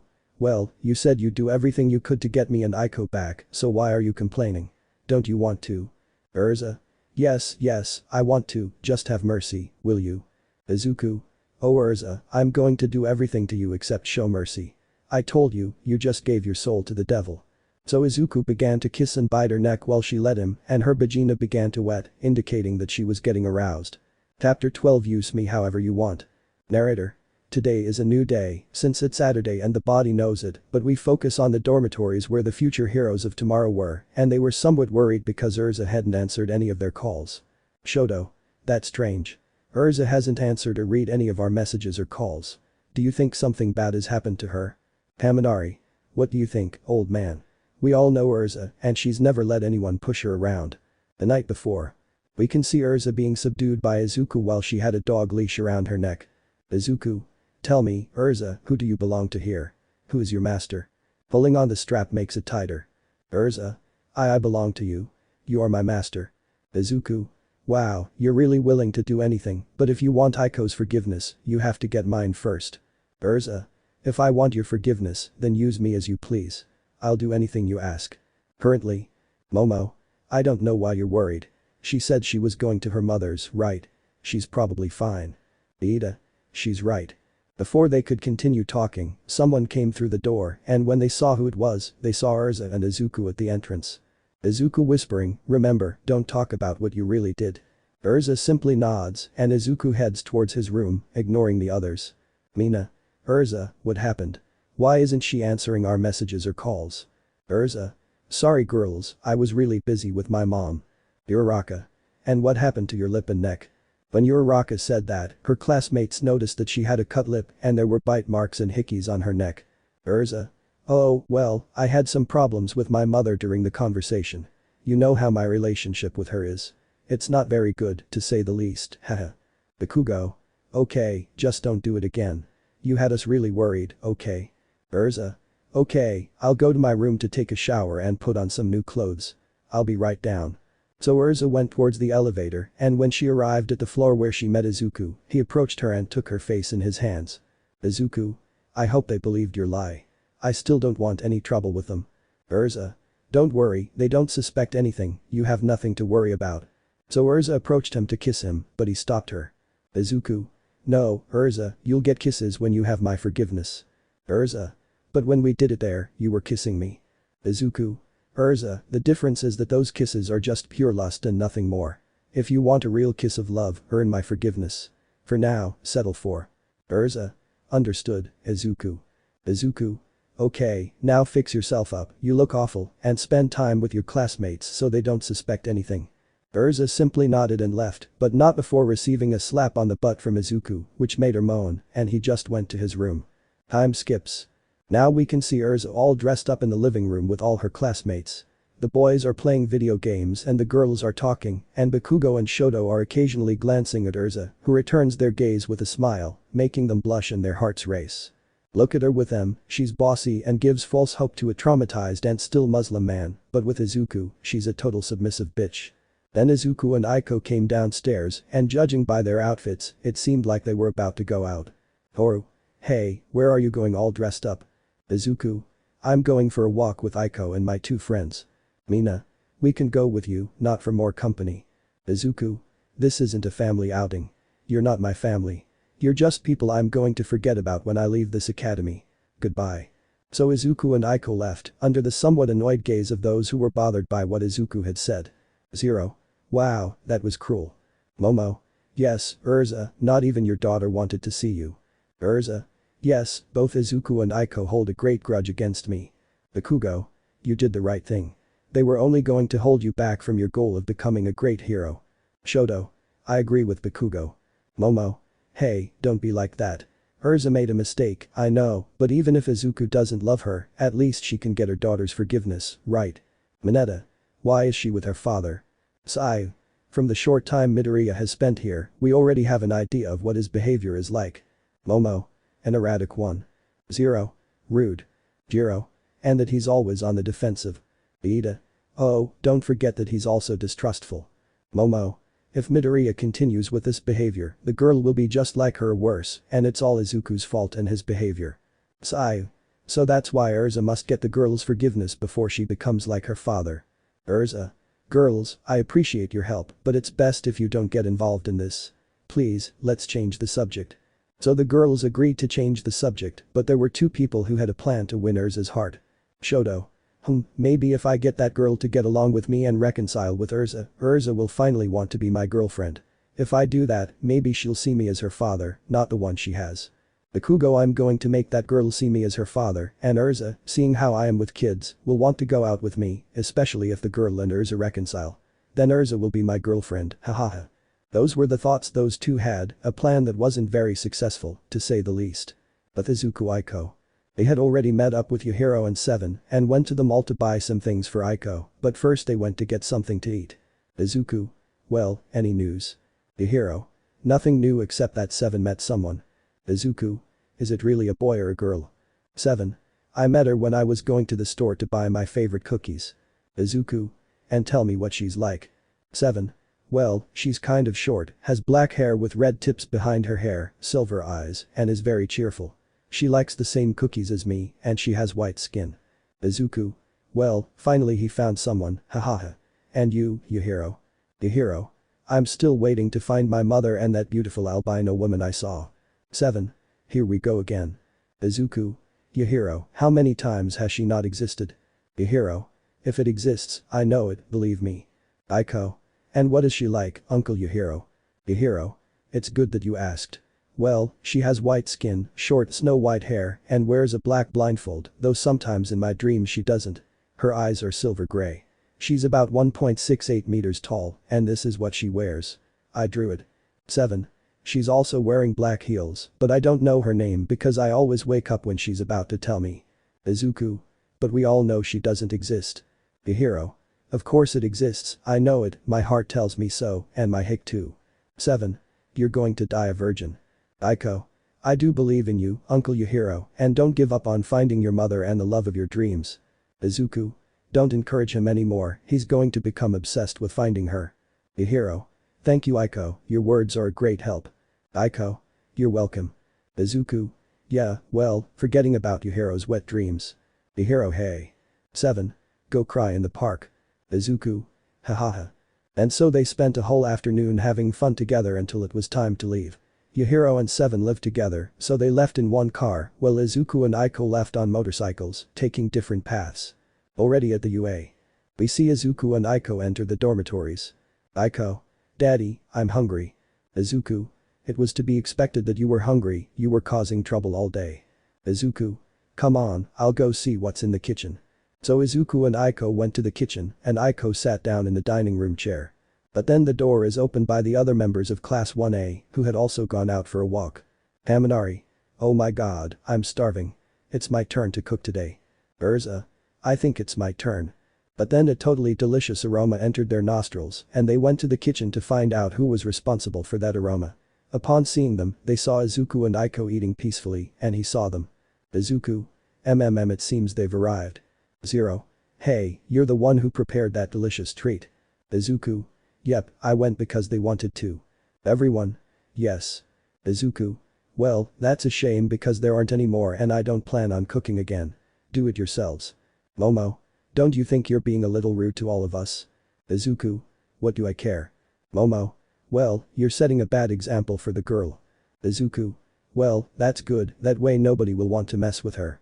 Shoto. Look, I don't care who you are, but it's best if you give the girl to Urza, since you're not a good example. Bakugo. That's right, so brat, come here right now with your mother. Aiko. No, I don't want to be with her. I don't love her. Urza could only lower her head. Shoto. Enough, you're coming with us. Taking Aiko's hand accidentally activated her fire side, injuring Aiko. Aiko. Stop it, it hurts, daddy, help me. Urza was about to lunge to hit Shoto, but she stopped abruptly and her eyes opened to see Izuku pointing his finger at her in the shape of a gun. Urza. Izuku, wait, no. Izuku. Bang. Todoroki's body exploded, leaving only his legs, arm, and head. Bakugo. You bastard. I knew you were a damn villain. I'm going to kill you. Izuku. Explodes. Just saying that made Bakugo explode into 1,000 pieces. Momo. What the heck is wrong with you? Why did you do that? Izuku. Calm down, I'll revive them. Haminari. But how come you blew them to bits? Izuku. Just watch, revive. Just saying that brought Shoto and Bakugo back to life with traumatized expressions and all the blood and everything disappeared. Izuku. Okay, that's all. Aiko, let's go, it's time to sleep. Aiko. Yes, daddy. So Izuku and Aiko went to their room to sleep, watched by their other classmates who looked at Izuku with fearful expressions, except for Urza who blushed but hid it. However, the others had something in mind. They had to get that girl away from him at all costs, because who knew what she would be like if she inherited her father's behavior. Chapter 13, The One Who Will Really Forgive Me. Urza narrates. It's been 2 weeks since I started doing what Izuku asked of me. I've let him do whatever he wants with me and my body, but there hasn't been any progress or anything. I think I'm starting to believe that he's just using me to satisfy his carnal desires. Once he asked me to do something and that. Flashback. Urza. Izuku, I don't feel very comfortable wearing this and the way I'm dressed. Urza. I can't even move freely. Izuku. Oh, come on Urza, you yourself said you'd do whatever it took and without complaining, right? Urza. Yes, but what? Before he could continue speaking, Izuku tightened the chain around the collar, preventing him from speaking further. Izuku. Listen to me, Urza. I don't want any complaints, understood? If you really want us to be a family again, then accept my requests and don't complain. Urza. It's okay, I'll do whatever you ask. Izuku. That's how I like it. So Izuku lowered his boxers, revealing his already erect penis, and placed it in front of Urza. Izuku. Okay, you know what to do. Lemon skipped. Izuku. I'm surprised by what you can do, Urza. Well, I'll take my leave. And so Izuku left, leaving Urza lying there on the bed without another word. End of flashback. Urza narrates. Izuku just left me lying there like nothing had happened, he didn't even untie me or cover me with anything, and also like those times when he drugged me, and then I woke up tied to a chair, and he made me watch him having hex with Lady Inko, she seemed to enjoy it. The worst part of all that is that it was turning me on. End of the story. Urza was lying naked in her bed, covered only by her sheet, when someone opened the door, and she saw it was Izuku. Urza. So you came for more, okay. Urza removed the sheet, revealing her naked body, and stood in front of her. Urza. Do whatever you want with me, I don't care. Izuku Scarlet Yo. Urza. I see, you want me to get on all fours, okay. Urza got on top of the bed and got on all fours, and with her other hand she opened her buttocks, indicating that he should put it in. Urza. I'm already in position, put it in already. Izuku. Scarlet, let me have. Urza. Oh, so you want it another way. Thus Urza turned around, looking at him, and opened her legs, and with her hands opened her vagina. Urza. Okay, I'm ready. Izuku. Scarlet, I didn't come here for that, damn it. Urza. Oh no, then why come here if you only come to buck me and nothing else? Izuku. I want you and me to go out. Urza. You want to do it again in public, don't you? Izuku. No, Urza, this time there won't be any of that. It's just going to be an outing like the ones we used to have, so dress appropriately. And don't wear any lingerie, just something that makes you look pretty. Well, I'll leave you to get changed. Goodbye. And so Izuku left, leaving Urza stunned and blushing, while a few tears of happiness began to fall. Urza. Is he here? If so, I'll wear something beautiful for him. Time skips. Now we can see Izuku waiting at the entrance of the dormitories for Urza. Urza. Well, Izuku, how do I look? Izuku, you look beautiful Scarlet. Urza blushing, thank you so much Izuku, where are we going? Izuku. Don't worry, I've got everything planned. Come on, let's go. Taking Urza's hand and intertwining his fingers with hers, he made her blush intensely. Urza blushing, oh my god, he's holding my hand when we were walking together. Is he thinking about forgiving me? Does he still love me? It doesn't matter, I'm already making progress. I'm not going to waste this opportunity. So Izuku and Urza went out, and what Urza will do on this outing to make Izuku forgive her, we'll find out in the next chapter. Chapter 14 The Exit. Narrator. We find Izuku and Urza walking towards the city, holding hands, adorned in a comfortable silence. Urza recalled when she and Izuku had their first date. Urza. So, Midoriya, where are we going? Izuku. Don't worry, I've got everything sorted. First, let's go get something to eat. So Izuku and Urza went to eat, but Izuku felt a sense that they were being watched, so he clung to Urza more tightly, making her blush, and kept an eye out in case anything happened. When they arrived at the restaurant, Urza was surprised to see where he had brought her, as it was the same restaurant they had been to on their first date. Urza. This isn't the restaurant. Izuku. If it's our first date, I'm going here with Aiko since her food is delicious. Urza. If that's not denied. Thus the two entered the place where the employees recognized them. Customer 1. But look who's here. It's our favorite vegetable duo. Broccoli and tomato. That made Izuku and Urza's veins bulge with anger, but they let it go. Izuku. Edward, I let it slide because I'm hungry. Plant 2. But you weren't finished because Urza abandoned you and your daughter. Urza. That was my old self. I know what I did wasn't as wrong, but I'm trying to fix our mistake, not my mistake. Plant 3. And how do I know you won't do the same? Izuku. Don't worry, Jennifer and Jessica. I trust her. Besides, she's being tested to see if she's worthy of my forgiveness and my daughter's. Edward. I'm glad you want to come back. You two made a great couple. Enough talk, I'll take you to your table. Thus, Izuku and Urza were guided by Edward to their table where they ordered something to eat. Izuku a Katsudon and Urza a ramen. Urza. It seems you still like Katsudon, don't you? Izuku. What can I say, some things never change. So Izuku and Urza chatted about a few things while they waited for their food, which arrived. They proceeded to eat, and once they finished, Izuku was going to pay, but they were told it was on the house. So Izuku and Urza left, and when Urza saw a pastry shop, she dragged Izuku inside and bought a cake, which was Urza's favorite. Izuku. I was right, some things don't change. Urza. Don't judge me if. Izuku. Hahaha, okay. So Izuku and Urza continued their outing, but these places weren't the typical ones you'd see. First, they went to a wrestling ring, since Urza likes wrestling. Then they went to a shooting range, and so on, to various places not seen on an ordinary date. It was already night. Urza and Izuku were walking, and Izuku stopped feeling that sensation of being watched, so he lowered his guard just a little. The sensation stopped him around 5 in the afternoon. Urza. Wow, it's a relief that this is over. Izuku. Who says this is over? There's still one more place. Urza. Oh, and what is that place? Izuku. You only see. So Izuku stood in front of Urza and turned his back on her. Izuku. Universal door, come here. As Izuku said that, a door appeared out of nowhere, astonishing Urza, since the door was made of constellations and stars that reflected space. Izuku opened it and extended his hand to Urza. Izuku. Okay Urza, do you want to see the last place on our date? Upon hearing that, Urza could only blush and extended her hand to Izuku's, indicating that she accepted to go with him to that place. And as she crossed the threshold, it disappeared, and Urza, seeing the landscape, was amazed at how beautiful it was. Urza. Wow, Izuku, this is beautiful. Izuku. And you haven't even seen anything yet, look above you. Urza simply obeyed, and in doing so she was even more astonished, for this was the sky. Galaxies, universes, planets, and stars, that's what made up the sky of that place. Izuku. Amazing, I didn't do all this myself. Urza. But how and why? Izuku. How I did it is a secret, and why? Well, I created this for you and Aiko before we separated. Urza. I still regret my past self, but I promise I won't disappoint you or Aiko again. No matter how much they torture or beat me, I don't intend to abandon you again. Izuku. Hahaha, wow, your words are quite convincing, but you're still on probation. Let's see how you do. Izuku. What do you think about going for a walk around the place? Urza. Okay. And so they walked on. Urza saw the whole place, which was very beautiful to the human eye, and encountered various animals, like these for example. Urza.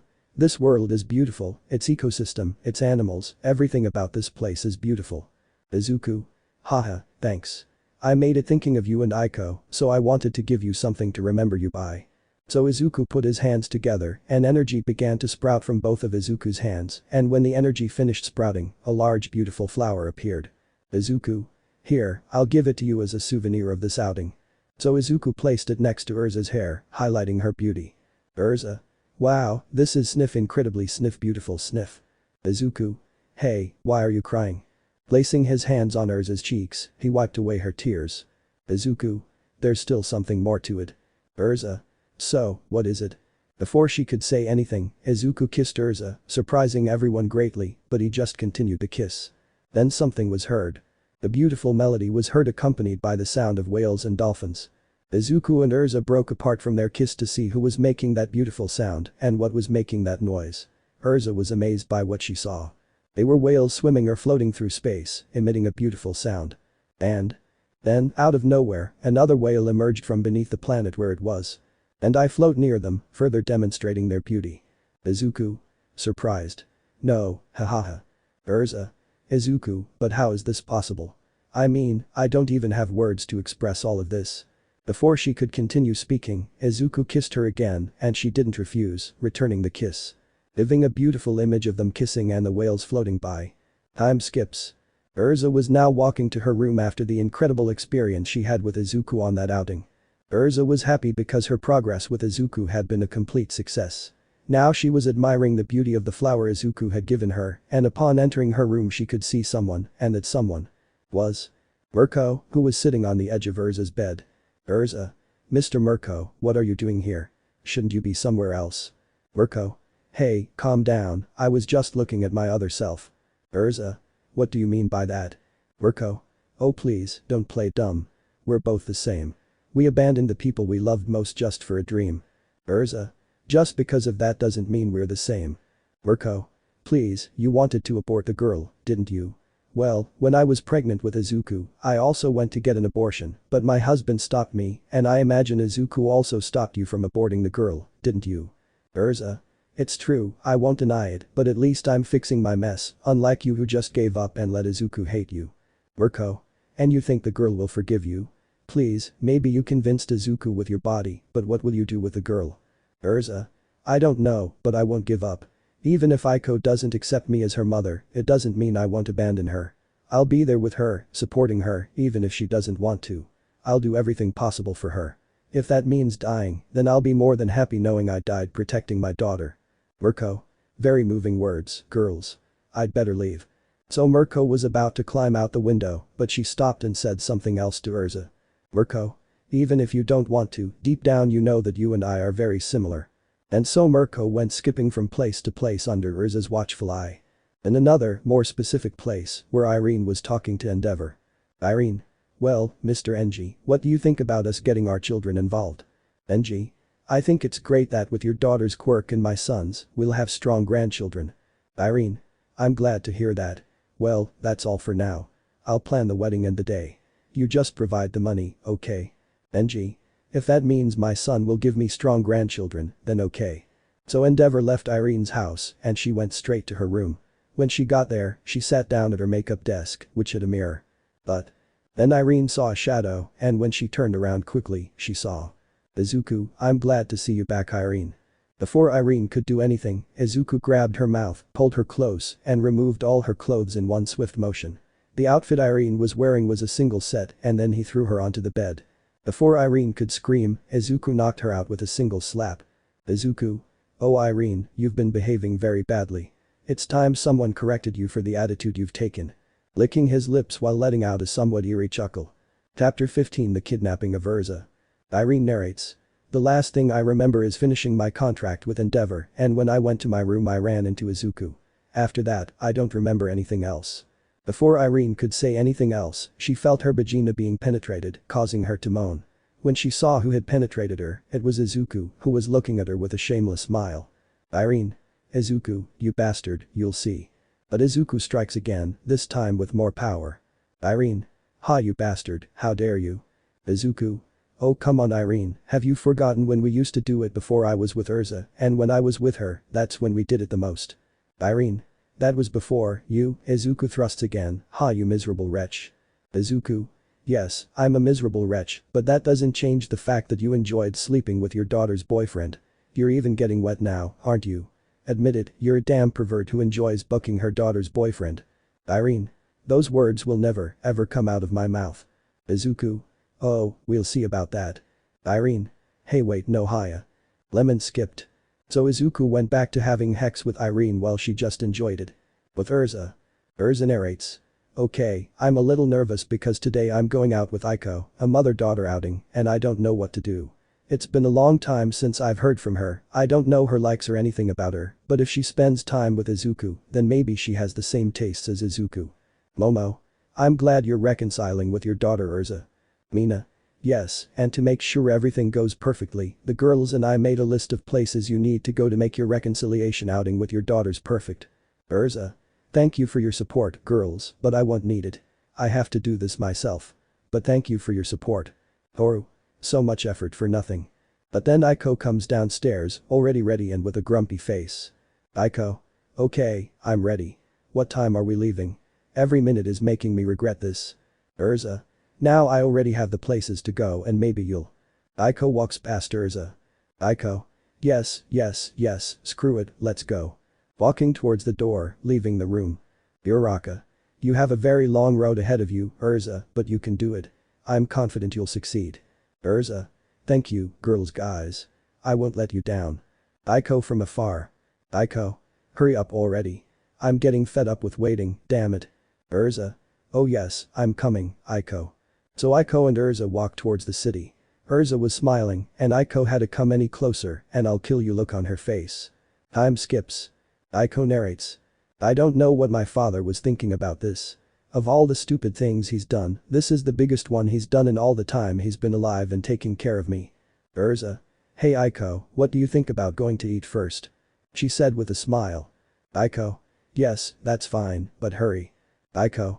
Seriously, I hate her so much and that's the most hypocritical smile I've ever seen. So Urza and Aiko went straight to the restaurant but before they could continue walking, Aiko stopped dead in her tracks. Urza. Aiko, darling, come too. Aiko. Shut up. Do you think I don't know your plans? I heard you and that gang of misfits trying to bribe and blackmail me just so I'll forgive you. Aiko. Maybe you convinced my father with your body, but you won't be able to defeat me. I hate you with all my soul. And so Aiko runs off, disappearing into the crowd. Urza. Wait Aiko, you might get lost. So Urza went after Aiko, but because there were so many people, she lost sight of her, so all she could do was ask around and search for her. With Aiko. Aiko. Damn life, damn my father's stupidity, damn Urza, how I hate her, why did she have to appear? My father and I were fine.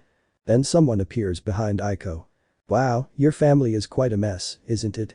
Aiko was about to answer, but she jumped forward, avoiding a blow that cracked upon contact with the ground. Aiko. What the hell? You sure have good reflexes hahaha. Aiko. Who are you and why are you attacking me? I am just a god hunter and I have come for you, little one. But you can call me Kaz. Aiko. Very well, Kaz, and why do they want me? Kaz. It's because of your father. We were tasked with assassinating him and you will be a means of bringing him to us. Aiko. As if not. But she had to dodge another blow that was coming from behind her. Aiko. Hey, if you want to kidnap me, at least attack head on. Excuse me, girl, but we don't follow codes. By the way, my name is Beaker. Aiko. Wow, you really are ugly. But before he could say anything else, Kaz was about to attack with his whip but they were stopped by. Aiko. What the heck are you doing here, Urza? I don't need your help. Urza. I'm sorry Aiko, but a mother's duty is always to protect and support her daughter, no matter what. Kaz. How beautiful is a mother's love. Beaker.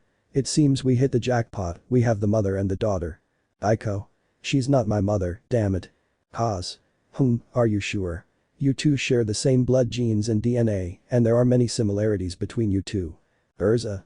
Aiko, get out of here and get help. I'll distract them. Aiko. And forget about you having all the fun, I'm going to fight against Smiles.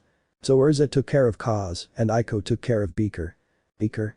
Shit, how come a damn brat is giving me a fight? Aiko. I don't know, maybe because I'm the best, the very best. So I ended up punching him in the stomach, sending him flying with a gasoline truck, making him explode. Aiko. Haha, I'm the best. But a portal opened and a shadow shot out at top speed where Aiko was. By the time Aiko realized this, it was too late, so she just closed her eyes and covered herself with her arms, waiting for the impact. But nothing happened. Aiko, feeling nothing, opened her eyes and what she saw made her eyes widen and tears begin to flow, for what she saw was Urza being impaled by a sword. Urza. There's no doubt about it, you have no honor before anyone. We are dishonorable hunters and my name is Hunter. Pulling the sword out in one swift motion, he forced Urza to her knees and covered the wound with her hand to stop the bleeding. Aiko. Hey, what the hell is wrong with you? Why did you do that? Urza. I already told you, Aiko, I'm your mother. Even if you hate me, I'll always be supporting and taking care of you, no matter what. Hunter. Oh, how lovely. It's a shame one of you has to die. Before he could do anything, Urza, in a swift movement, grabbed Aiko and leaped high into the air. Beaker, who was emerging from the fire. Beaker. No, you won't escape. So Beaker took out a bomb, activated it, and threw it at Urza and Aiko. Urza, seeing that the bomb was just minutes away from exploding and wouldn't have time to dodge it, simply used Aiko as a shield. Thus, the bomb exploded, Urza taking all the damage and sending them flying into a wardrobe establishment. Aiko. Damn, that almost killed us. Hey Urza, are you? When she fixed her gaze on Urza, she was terrified by the state she was in. She was completely emaciated with second-grade burns all over her body, but mostly on her back, and pieces of glass and metal stuck in her body. Urza. Don't worry about me, Aiko, I'm fine. What matters is you. Aiko. You're messing with me, just look at yourself. Why are you so determined to protect me? You should have handed me over to them. But before she could continue speaking, she received a hug from Urza. Urza. I know I've said it many times, but a mother's duty is always to support and protect her children, or in this case, regardless of the circumstances. I know I haven't been a good mother or a good wife. Urza. I abandoned you all for a stupid dream, but I'm trying to make amends for my mistakes, and I want you to know that I don't mind dying if it's to protect you, my little one. I'll die happy knowing I was able to protect my daughter. Aiko was crying uncontrollably. She hated her mother but didn't wish her dead, it was just hatred and nothing more. Before she could say anything else, Urza caressed her cheeks with both hands, Lita kissed her forehead, and said something before throwing her into a closet to hide her. Urza. Tell your father I love him very much and take good care of yourself, Aiko. Be happy without me like before, and may Izuku find a better wife and mother than me. Goodbye, my daughter. Never forget that your mother will always love you. So Urza threw Aiko into an open shed and put something over it so Aiko couldn't get out alone, since the impact made a hole, not very big, but enough to see what was happening. Urza. Fine, you bastards, I'm not giving you my daughter. Pause. Then you'll be enough. Hunter. But first, what do you think if we hit her more? Beaker. Are you sure about that? She can barely stand up, we just have to knock her out, and that's it. Hunter. Hey, who's in charge here, you or me? Beaker. You but. Hunter. Exactly, so just follow my orders. Pause. I don't care as long as they pay me. So Urza launched herself while they were distracted, but one of Kaz's tentacles caught her by the neck. Kaz. Well, look who took the initiative. I'll give you a chance. Tell us where you hid the little one and we'll let you live. Urza. Make me, you piece of shit. Kaz. Well, you said it. Kaz threw her to the ground and, with a tentacle that had Urza restrained by her neck, began to give her electric shocks, and to make her feel more pain, he now used the other one for more electric shocks. Urza. Hey. Once he stopped giving her electric shocks, he removed his tentacles from her. Beaker approached her and grabbed her hair. Beaker. Sorry, but I'm just following orders, and for the pay. So Beaker began to smash her against the floor repeatedly. Kaz. Hey Hunter, don't you want to join? Hunter. Don't worry, when we get to the base, that's where the fun will start for me, hahaha. Kaz. I'd better not even ask what you're going to do if I already know the answer. So Beaker and Kaz continued to beat Urza, and once they were tired, Hunter opened a portal and took Urza away, dragging her out in a trail of blood. Thus crossing the portal and it closing immediately. With Aiko. Aiko. Damn Aiko, why do you have to be so weak? Why did I just stand there watching them beat her and take her away? I hate myself. I hate myself. Aiko. But it won't stay like this. When I tell my father, you damned bastards will pay dearly. So Aiko flew away from that place to her father to tell him everything that had happened. Chapter 16. Urza's rescue. Urza narrates. I don't know where I am, I only know that I'm in a completely dark place, chained up. Shit, my whole body hurts. That someone is Hunter. Hunter. Until you wake up. Urza. What the hell do they want with Izuku? He hasn't done anything to them. Hunter. I know, but he's a threat to us and the other gods. We take care of killing gods who pose a danger to us. Urza. They're a bunch of damned bastards. Hunter. Hahaha, yeah, we know. You know, my friends tortured you out there, but not me, so it's my turn. Licking his lips. In the bedrooms. Izuku. Alright, do any of you know why Urza and Aiko are taking so long? Momo. That's exactly what we want to know, but she's not answering our calls or anything. Mina. Hey girls, relax, they're probably having a blast, and I bet Aiko's going to burst through that door like a rocket in 1, 2, 3. The door was destroyed by Aiko, who came like a projectile. Aiko. Dad. Izuku. Aiko, little one, what's wrong? Why are you all dirty and bloody? And where's Urza? Aiko. Dad, sniff, they took her, sniff, they came for me and her, sniff. Dad, please save Urza, save Mom, please, I beg you. Enki then rushes out of the elevator. Enki. Guys, turn on the TV quickly. So they turned on the TV, which was tuned to the news channel, and saw everything that had happened. How they loved Aiko, how they massacred Urza, and how they took her away. Momo. Oh my god. Bakugo. It's all those damn faults, girl. Why didn't you give yourself to those guys? And you bastard. What did you do now? Urza must be suffering because of you, and he's. Before he could continue speaking, Izuku grabbed him by the neck and lifted him up. Izuku. Who do you think you are to talk to me, Yam? Daughter, you're nobody. He is sent flying by Izuku into a wall. After doing that, Izuku heads towards the door. Shoto. Hey, where do you think you're going? Izuku. I'm going to rescue Urza. You guys stay here and take care of Aiko. Shoto. Oh no, don't even think about it, I'm going to since Urza is my. Before he could continue speaking, Izuku shot him a look that was anything but happy. Izuku. I said you can stay and take care of my daughter. Shoto simply obeyed because the way she looked at him and spoke to him frightened him and the others. With Urza. Urza. Hey, wait, what are you doing? Why are you getting closer? Hunter. I'm just going to have fun with you. Urza. No, wait, please, I don't want to. Before he could continue speaking, Hunter turned him over so he was face down and finished taking off his pants. Hunter. I'm going to enjoy this. Urza. No, wait, please, mercy, mercy. Hey Aya. But it was too late. Hunter had already penetrated her, but the way he did it was very violent, causing Urza to shed tears of pain. Urza. No, please stop. It hurts. Please, I beg you. Hunter. You should have given us the girl when you had the chance, but you played the heroine. Now pay the consequences of your actions. So Hunter continued penetrating her, but harder, to the point of making her vagina bleed. Urza. Hey Aya, help please, Izuku, save me please, I beg you, because anyone save me please. Before she could scream for help, Hunter grabbed her head and slammed it to the ground. Hunter. Shut up, damn it, you're so annoying. So Hunter continued while Urza wept silently, her voice aching and her mind clouding over, but before it could fully clear, she fainted from the pain and blood loss. Beaker. Don't you think Hunter is going too far? Beaker. I don't care if it happens or not, the only thing that matters to me is the pay. Before they could continue talking, the roof of the place was destroyed, and through the smoke, Izuku could be seen, and he didn't look happy at all. Izuku. Where do they have it? Paz. Look who's come for their Juliet. If you want her, come get me, hahaha. Paz launches his 2 tentacles, but Izuku disappears and reappears behind him. Paz. What the hell? Before he could do anything, Izuku grabbed the 2 tentacles from behind and, with a little force, ripped them off. Paz, hi, a damn unhappy man. Before he could continue, his chest was pierced by Izuku's arm, who immediately pulled him out, and Kaz fell dead to the floor. Izuku. Now follow your smiles. Beaker went into battle mode, but before he could do so, space-time distorted. Everything looked the same, except Izuku held Beaker's head in his hands, and Beaker's body was there in the same battle position, only without the head and dripping blood. So Izuku saw that there was a door, so he stood in front of it and opened it, but he didn't like what he saw. Then there was Urza, completely naked and beaten, semen and some blood dripping from her vagina, and next to her was Hunter, watching it with a deranged smile. Hunter.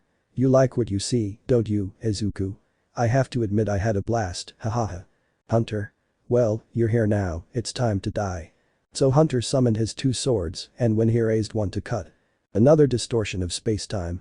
And Hunter's arms were detached from him. Hunter. Hey Aya, what the hell, how is this possible? Izuku. You damned wretch, you dared to do something like that to Urza, and you're proud of it. Hunter. Hahaha, and I'd do it again. Hahaha. But before he could continue, stakes emerged from Hunter's body, and chains rose from the darkness. Hunter. Wait, what the hell are you going to do? You weren't going to kill me, were you? Izuku. Oh no, no, no, I'm going to a place where people like you aren't given the right to die. All you're going to get is endless torture. Thus Hunter was dragged towards that place. Izuku quickly went to Urza. The first thing he did was cover her, then he picked her up and began to heal her. He is already a god. Izuku. Don't worry Urza, I'll take you to Recovery Girl so you'll be safer there. So Izuku flew off towards where Recovery Girl was, who was in the UA medical room. Alright, there won't be a chapter next Saturday because I'll be very busy that day, so please leave a star and comment on the story. Chapter 17, Let's Make a Family Again. Izuku narrates. Damn it, damn it, damn it, damn it. How could I let that happen? What good are the powers of a damn god if I couldn't even save her from that? I can't even look her in the face. Flashback. Recovery girl was peacefully going about her work until someone broke in through the roof. Recovery. But what the heck? Izuku? There's no time to explain, check Urza quickly. Recovery, seeing Urza covered in blood, was startled but reacted quickly and told him to put Urza on the stretcher. A short while later, Izuku called Urza's companions using her phone and they arrived in seconds. Momo. How's Urza? Have they given you any news yet? Izuku. Not yet, but the results will be in soon. Then Recovery appears. Mina. And how is she that she has? Recovery. Don't worry, she's better. Both her external and internal injuries have healed. She's awake now, you can see her. So everyone went in, but the only one left outside was Izuku. Recovery. Hey, aren't you going in to see her? Izuku. I don't think I need some fresh air, excuse me. So Izuku went to the UA terrace to reflect on some things. But the others. Upon entering the medical room, they saw Urza already awake in a hospital gown, looking out the window. Urza, noticing their presence, gave a warm smile. Urza. Hi guys, I'm sorry to worry you. Everyone. Urza. So they all rushed towards her in a group hug. Urza. Hey, calm down, let me breathe. So they all broke apart from the hug and Urza fixed her gaze on Aiko, who had her head down. Urza. Aiko, little one, what's wrong? Aiko. I feel guilty about the way I talk to you and treat you. I understand that you hate me. I already. Before Urza could leave, I called her. Urza. Aiko, I want you to turn around right now. Aiko. And now what happened? When he turned around, he saw Urza with her arms outstretched and a warm smile. Urza. Aren't you going to hug your mother or what? Aiko's eyes began to well up with tears and she flew towards her, so the two of them embraced. Aiko. Sorry sniff. Urza. Yes, my little girl, mommy is here now. Aiko. Do you promise you'll never leave me alone again, dad? Urza. I promise, my little one, I will be with you until the end of time. Aiko. Thank you so much, mommy, I love you very much. Urza. Me too, my little Aiko. At that moment, Urza realizes that Izuku's presence is not there. Urza. Hey, where's Izuku? Recovery. He said he had to think about some things. He's up on the UA rooftop. Urza. Very well, Aiko, you're coming with me. Shoto. Urza, I don't think it's a good idea. You're not in. Urza. Shoto, please be quiet. This is a family matter, something Izuku, Aiko, and I need to resolve, so please stay out of it. Urza. Aiko, help me get to Izuku. Aiko. Mommy. So Aiko made a portal that would take them to the UA terrace. Crossing it. But Izuku. Izuku. I'm a terrible person. I couldn't be there for my father's last days and now I couldn't save Urza from this. I think it's best if Aiko stays and lives with her. Urza. What's wrong, Izuku? Can't you handle fatherhood anymore? Upon hearing Urza's voice, Izuku turns around to look at her but quickly looks away. Izuku. What are you doing here, Urza? Shouldn't you be with your friends? Urza. They are too. Izuku. They're not my friends, they're nothing to me. Urza. And I, who am also nothing to you, and Aiko, who is also nothing to you. Izuku. It's not that you don't understand. Urza. I understand that you want to distance yourself from us, just tell me what the hell it is, I don't understand. Izuku. I'm so scared. Overwhelmed by the immense pressure, Izuku knelt down and tears began to flow from his bright emerald eyes. Izuku. I'm afraid you'll die. I already lost my father. I couldn't save you from that. Now I'm afraid something will happen to Aiko. Upon seeing this, Urza simply approached him, knelt in front of him, and hugged him. Urza. And you think I'm not afraid something will happen to Aiko? I am afraid of losing her again. I already lost them once, I don't want to lose them again. Izuku. So you're saying. Urza. Izuku, I want you, Aiko, and me to become a family again. I understand you don't love me, but at least let me visit Aiko from time to time. Before she could continue speaking, Izuku kissed her and she returned the kiss, but they had to separate due to lack of oxygen. Izuku. Urza, I want you, Aiko, and me to become a family again. Urza. That makes me the happiest woman. Aiko. So we're one again, just like before. Urza. That's right, Aiko, we're a family now. Why don't you come and give your parents a hug? And so Aiko flew towards them, joining the group hug between father and mother. Aiko. I love you both very much, mom and dad. Izuku. And we love you too, little one. Urza. And also Merry Christmas. Izuku. Wait, what's today's date? Urza. Today is December 24th, so Merry Christmas to both of you. Aiko. Merry Christmas to you too, mommy. Izuku. What do you think about going inside? Isn't it starting to get a little cold? Urza. That sounds great to me. So Izuku carried Aiko, and Urza took her hands and intertwined her fingers with Izuku's. Alright everyone, here's this chapter so you don't have that bitter taste in your mouth from the last one, so bye K. Chapter 18 Helping 7. Narrator.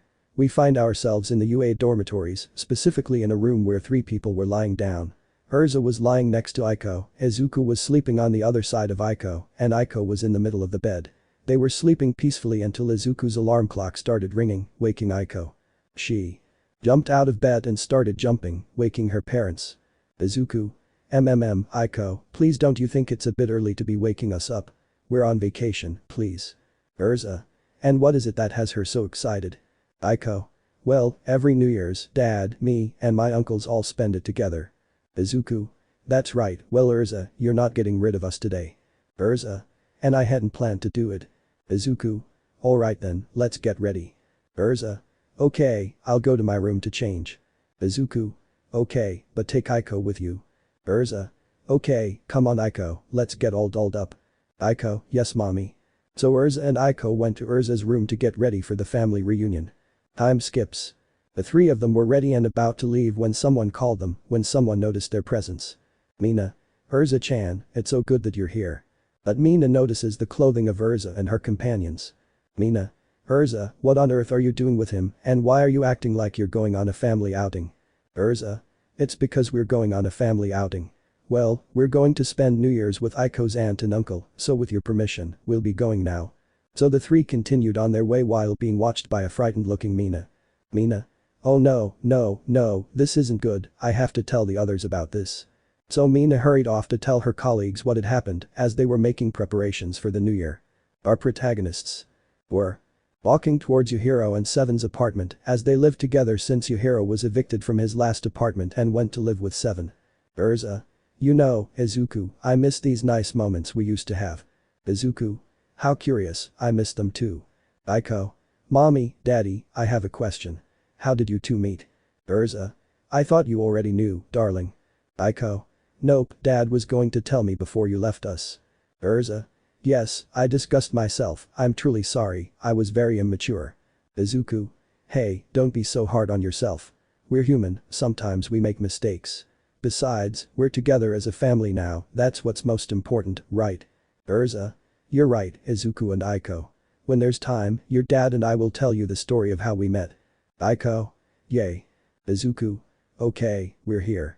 So Urza and Aiko looked ahead and realized they were at the place where Yuhiro and Seven were staying. Izuku. Okay, let's go. So the 3 of them went to the apartment and upon arriving they knocked on the door which was opened instantly by Yuhiro. Yuhiro. Izuku and Aiko, it's great to see you here. What's she doing here? Izuku. Don't worry Yuhiro, we've already resolved our differences. She's truly sorry. Yuhiro. Yes, and my mother isn't missing, and she's your mother, the heroine Mirko. My mother, how could she not be? Yuhiro. Izuku. Urza. Aiko. Yuhiro. You'd better go in right now and forget I said that. Seven needs our help. Izuku. So what kind of help? Yuhiro. Just go inside and you'll see. So the 3 of them entered and the place looked very decorated with Christmas and New Year's decorations and in the living room, Seven could be seen looking very nervous and he learned the precise details about Izuku. 7. Izuku, it's good you're here. I need your help. Do you remember that girl I told you about that day? Izuku. If I still remember, don't tell me that. 7. Yes, that's right. She and I invited each other on a date at the same time through a chat and I don't know what to do or what to wear. Izuku. Okay, just relax, just be yourself and wear something casual, not too casual, but something that makes you look cool. 7. Okay, then I'll go change, I'll be right back. So 7 went to change. Izuku. That boy fills me with pride, unlike Yuhiro and his damn wet fantasy. Yuhiro. Hey, I'm still here, you know, and for the last time, she does exist, you'll see. Izuku. Just like. Then 7 appears, already changed. 7. So, how do I look? Izuku. You look cool. Yuhiro. Cool dude. Aiko. Acceptable. Urza. You look presentable for your outing, 7. 7.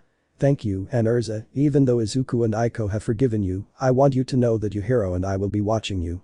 Izuku. Okay, calm down guys. 7. The last thing you need to know is to observe her closely, noting her attitude, her behavior, and her clothing. That way you'll know where to take her.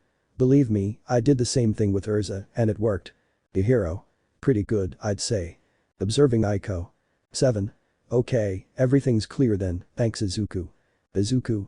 No need, brother, that's what we're here for. Urza. And where did you and 7 agree to meet on your date? Yujiro. Well, she told me to send her my location and that she would come over. Just then, someone knocks on the door. Yujiro. It must be her. 7. I'll open. So 7 went to open the door, and when he did, he was stunned by the beauty that stood before him. Hello, I'm Ruby Rose and it's nice to see you again, 7. 7. The feeling is mutual, Ruby.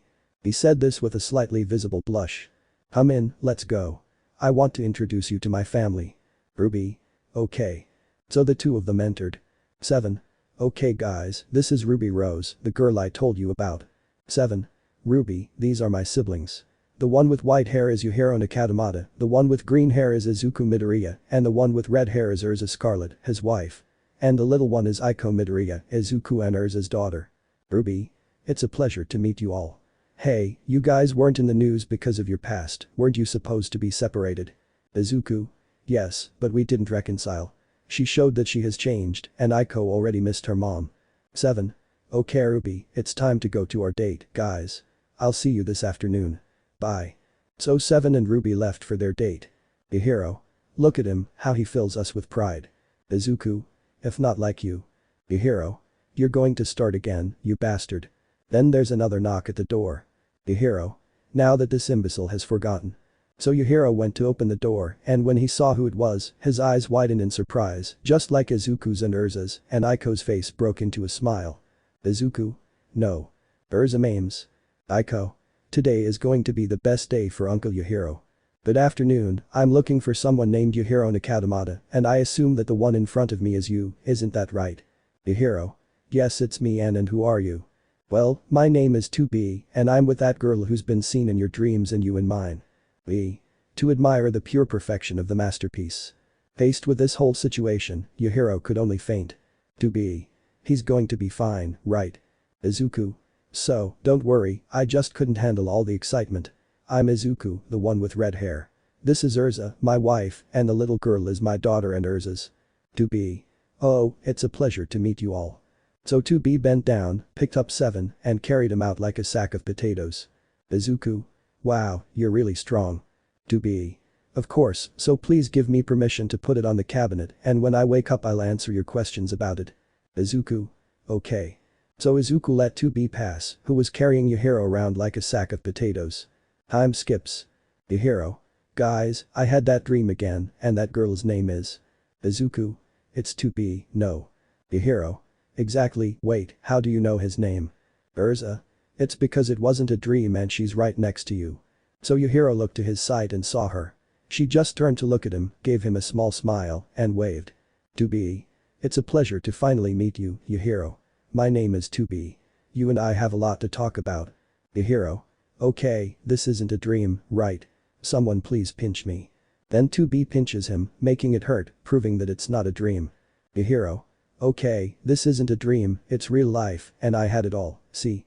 I told you, I'm always right. When 7 comes, I'm going to rub it in his face, hahaha. But then 7 and Ruby opened the door and quickly closed it. They both looked sweaty and nervous. 7. Before you ask any questions without questions or anything like that. Ruby. I decided to spend New Year's with you guys since my family forgot about me and went on a trip. Then Ruby notices the albino girl. Ruby. Hey 7, that's not the girl your brother saw in his dreams. 7. If it's true, it really exists. Yujiro. You see, you idiot, I'm always right, hahaha. 7. Okay, but how is this possible? 2B. Well, this is because Yuhiro's family and mine have an alliance. Both families are very powerful clans, which the government will want to capture to use them as breeding machines because of our abilities. Everyone was amazed by that information. Now that Yujiro knows it, he'll have to be very careful. Izuku. And what kind of abilities does your clan have, 2B, if I may ask? 2B. It seems you are the descendant of the ancient Shadow Monarch. Izuku. That's right, I'm his son. My father's name was Sun Jinwoo. To be. Yes, my family has a great hatred for the monarch, that's why I'll say it later. Well, what makes my clan strong is the ability of the White Phoenix. Each family member will be born with a piece of that power, but the last descendant will be the reincarnation of the White Phoenix, who will be born with all its abilities and powers, and with the ability to transform into the White Phoenix. Ruby. And I imagine you're that last descendant, right? To be. Exactly, and now I'm going to talk about Yuhiro's clan. The Nakatamata clan was first in the food chain, the one that led the other clans. They were characterized by their ferocity and cruelty towards those who were not from their clan. They had no power, but the ability that made them first was their ability called Bakai. Izuku. Hey Yuhiro, isn't that the skill your mom trained you in since you were little? Yuhiro. Yes, I'm still making it, I've even perfected it. To be. I'm glad. We shouldn't draw too much attention to ourselves or show our abilities or powers to the public or the government will hunt us down. Urza. Okay, this is useful information, but I don't think you'd come from very far away and expose yourself to the public like this just to give us this information. To be. Wow, you're really clever. There's another reason why I'm here and it's because of this. So 2B looks at Yuhiro and he does the same, and before anyone can do anything, 2B ends up kissing Yuhiro, surprising everyone present and making Yuhiro blush intensely. At that moment, 2B pulls away from the kiss. Yuhiro. I won't deny that I liked it, but that's all it was. 2B. Can't a wife kiss her husband? Yuhiro. What? 7 that. Izuku. What? Urza. That.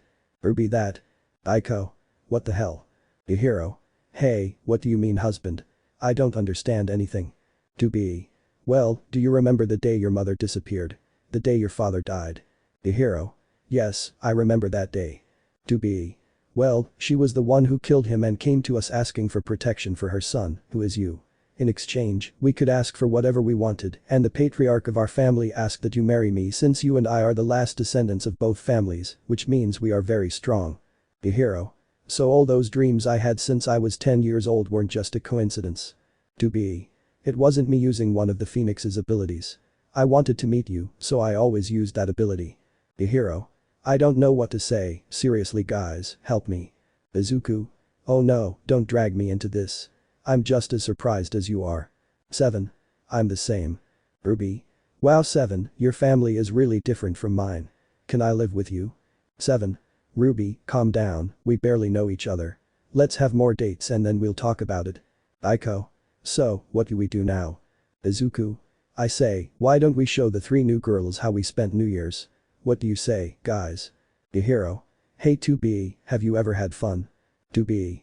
Well, no, because my family is very strict with me, and besides, I had to run away to get here. Yuhiro. Well, today will be the day you have the most fun ever. 7. Hey Ruby, do you have any energy left for what's coming? Ruby. You're joking, right? I always have plenty of energy. It's an insult to me that you say that. Aiko. Well, it's decided, we have to celebrate the new year like never before. Everyone? Yes. So everyone left the apartment and went to buy everything they needed to celebrate this new year. Chapter 19 Confrontation Part 1. Narrator. It's 6 a.m. and the city is in complete chaos. Cars, streets, buildings, everything is destroyed. People are running for their lives. Helicopters are flying all over the city reporting what happened. But that's not important because let's go see our favorite group of protagonists. With them. Well, his apartment was a complete mess, it was like a hurricane had hit it. What?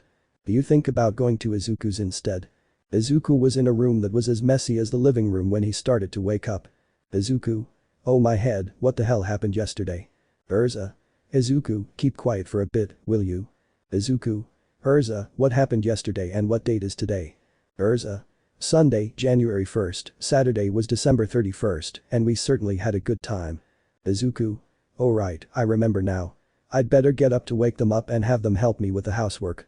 Izuku gets up and just as he's about to leave, Urza calls him. Urza. Come on, Izuku, we'll do that later. Why don't you come here and make mommy have some fun with you and your little friend down there? Izuku. Well, if you insist, who am I to refuse? So Izuku went back to bed, got on top of Urza, and kissed her on the mouth, which she gladly accepted. They continued. Like this. And the more they kissed, the bolder they became. Urza, wanting to feel more excitement, took both of Izuku's hands, one leading to her vagina and the other to her nipple. Knowing what she wanted, Izuku simply began to move his hands. With the hand that was inside Urza's vagina, he inserted 2 fingers and started to wiggle them. With his other hand, which was on Urza's nipple, he began to squeeze it, moving it from side to side, making Urza even more aroused than she already was. Wanting Izuku to feel aroused as well, Urza lowered her hand to his boxers.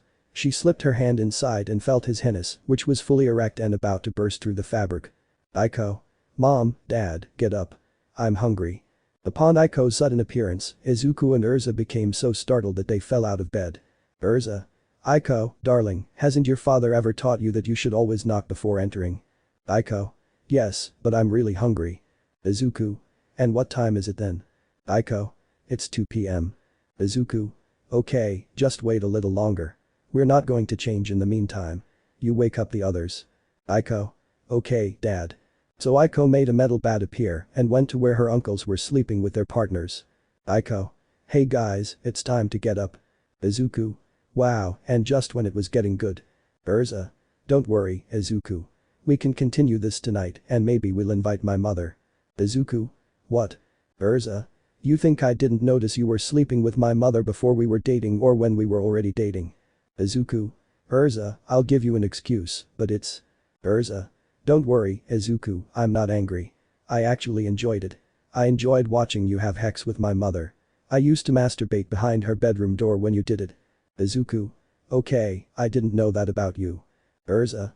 I know it's sick, but I love it when you have sex with a woman other than me, especially when you do it in front of me.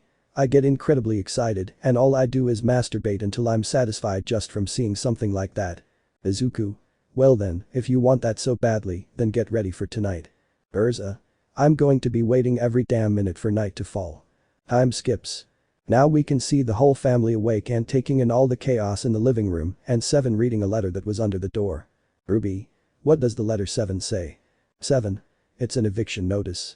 They want us to leave today. Hero. And now, where do we go? Izuku. I know a place where they'll take our problems and we won't have to pay the consequences. Urza. The UA dormitories. Izuku.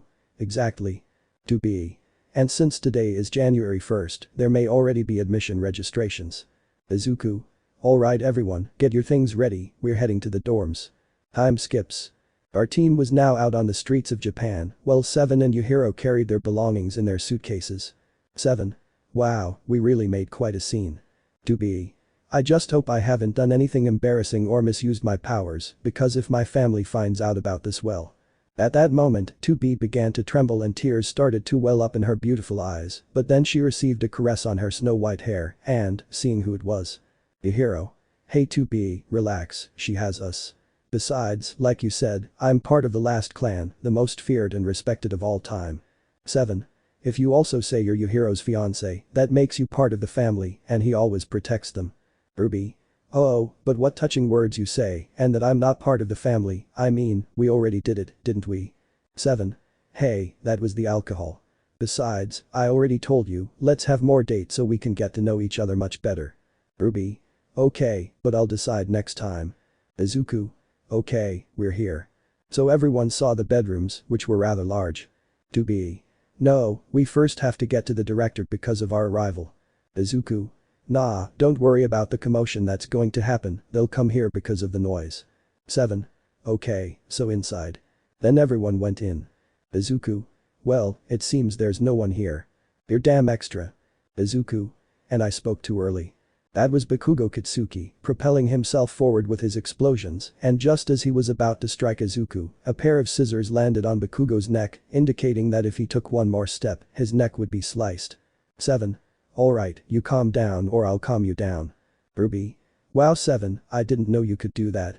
I thought you only had sword skills. 7. You see, we need to have more dates for. Ruby. Yes, I understand, but when are you going to pick me up again? Bakugo. Everyone get out. I've fallen into the trap. All the students in class 1 came out of hiding with their quirks activated. Izuku. What's going on? Is this a joke? Fonk. Momo. No joke, it's clear you're a bad influence to be that girl's father, much less Urza's boyfriend. Urza. Let's see what's going on here. Toru. Mina told us everything, that you reconciled with that savage and that you didn't see the havoc throughout the city. That was his little group, that all that destruction, and in those videos you can see Urza along with your daughter also causing havoc. Urza. Mina, what I've told you about what I do is none of your business. Mina. But Urza, you shouldn't be with Midoriya. Don't you see what he made you do to your daughter? Now you'll have a bad reputation as a future heroine. Urza. And what do I care? I already have my family back. That's what's truly important to me, more than being a hero. Aiko. Yes, mom is old enough to know what she wants and what she doesn't want. I know because look at me, I'm alive and kicking. Memories of that day come to mind. Aiko. Well, my mom isn't very decisive or anything, but right now what she's sure of is that she wants to be with her family and not with you. Shoto. Damn it, they must have been brainwashed. To be. Wow, this is really annoying. Ruby. You said it. Then the dwarf approached him with hostile intentions. Mineta. Hey beauties, why don't you come here and try what a real man is like? Before he could say anything, Mineta was shot in the leg and received a scissor cut across his chest. The shot was fired by Yahiro, who took 2B's gun. And the scissor cut was inflicted by 7. Yahiro. Come near my albino again and I'll kill you. Take your weapon, 2B. 2B. Don't worry, I was about to do the same thing. 7. The same goes for you too, shorty. This ruby here is mine and nobody else's. Bakugo. What are you waiting for? They attacked first and they have Urza and the girl under control. Let's all attack together. So class 1A rushed towards them. Izuku. Alright team, let's show them what we're made of. 7. Let the fighting begin. So Izuku and his family rushed towards them as well. Even Aiko joined her family and had her iron bat ready and warming up. Chapter 20 Confrontation and Consequences Part 2. Aizawa narrates. I was working on new assignments for class 1 when I heard an explosion. Looking out my window, which overlooked my students' dormitory, I saw smoke coming from there. Shota. But what the heck is going on? Just then, Almight, carrying Nezu on his shoulder, opened the door. Almight. Aizawa, hurry. The students of class 1 are under attack. Shota. I was about to do the same, we have to go quickly. So the three of them headed to the dormitories of 1A. In the bedrooms. These two were a disaster. Class 1A was facing off against our team. Being fewer in number, they were beating 1A. Denki. Oh shit, this is too much. How come they're beating us if there are more of us? For God's sake. Denki then turns his gaze to Aiko and seeing her distracted, decides to attack. Noticing this, Aiko disappears from the blonde sight. Denki. Ah, where did he go? Aiko. If you know that attacking a defenseless girl is against the law, especially if you're studying to be a hero. Denki. Phew, and what, I'm going to be a simple little girl, huh? Aiko. Well, I'm just a little girl with a steel bat. Aiko then makes her bat appear. Before Denki could attack, Aiko disappeared and reappeared behind him, delivering a direct blow to his leg that forced him to his knees, suppressing his urge to scream. Aiko. Ha, so you don't want to scream? Very well, let's see how long you can last like that. Aiko then proceeded to hit Denki repeatedly. But then the door is thrown open by none other than Aizawa and his friends, who, seeing the whole mess, go to ask questions, but Aizawa gets there first. Shota. Alright, I want an explanation of what's going on here and who they are. Referring to 7, Ruby, Yahiro, and 2B. Iida. Director, they are intruders that Midoriya brought in and they started attacking us. 7. That's a lie from the devil. We didn't start the attack. You guys started it. Almight. Why don't we calm down? Why don't we ask little Aiko? Shota. If you know she's Midoriya and Scarlet's daughter, no. Almight. To this day, I still can't believe I have a daughter. Shota. The same thing happens with Mirko, in fact I think Mirko and Scarlet are almost identical.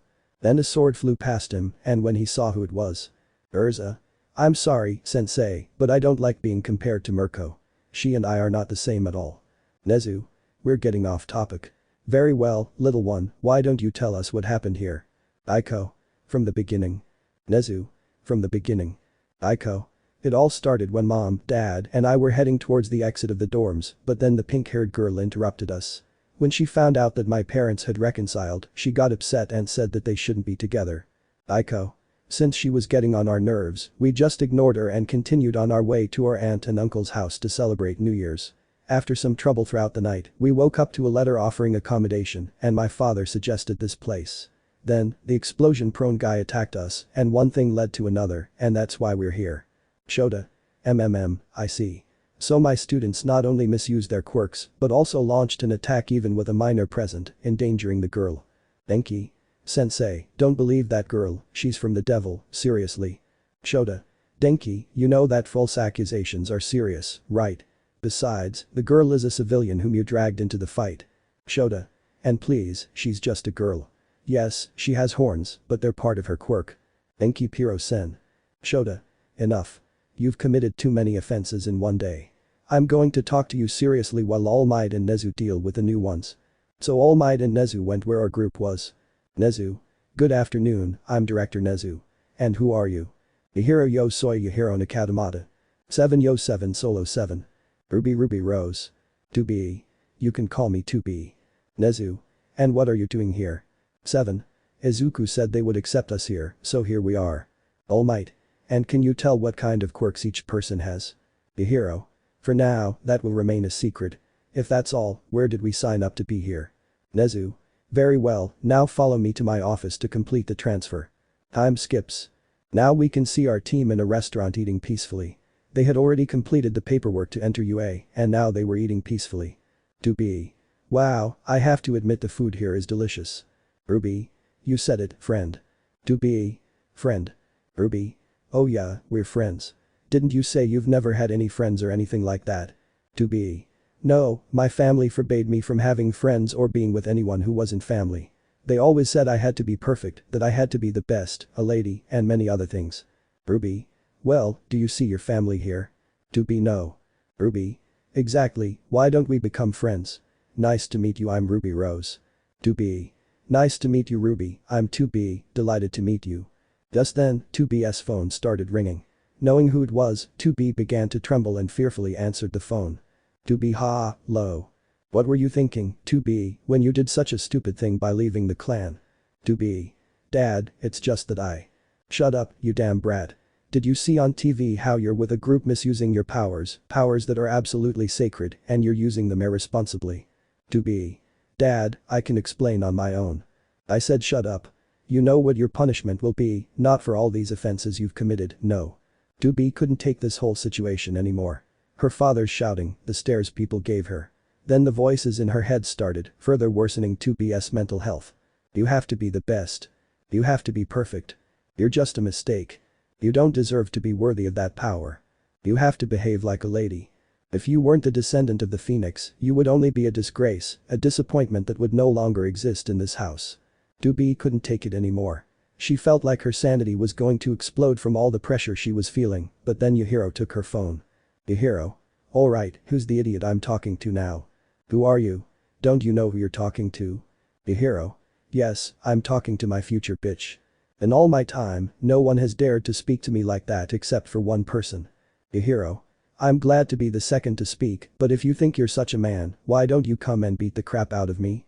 I'm the one who took your daughter. I'll give you 3 days to come to UA if you know it or not, you pathetic old fart. So Yahiro hung up the phone, got up, and took 2B. Yahiro. We have to go to the dormitories. 2B. I'm sorry for the trouble, I'd better go to my house. Yahiro. Oh no, you're staying with us. I'm not going to let your mind break any more than it already is. 2B. But my father and my family. Yahiro. 2B, you know who you're talking to. We're not people to be taken lightly, so just trust us. 2B. Okay, I'll trust you.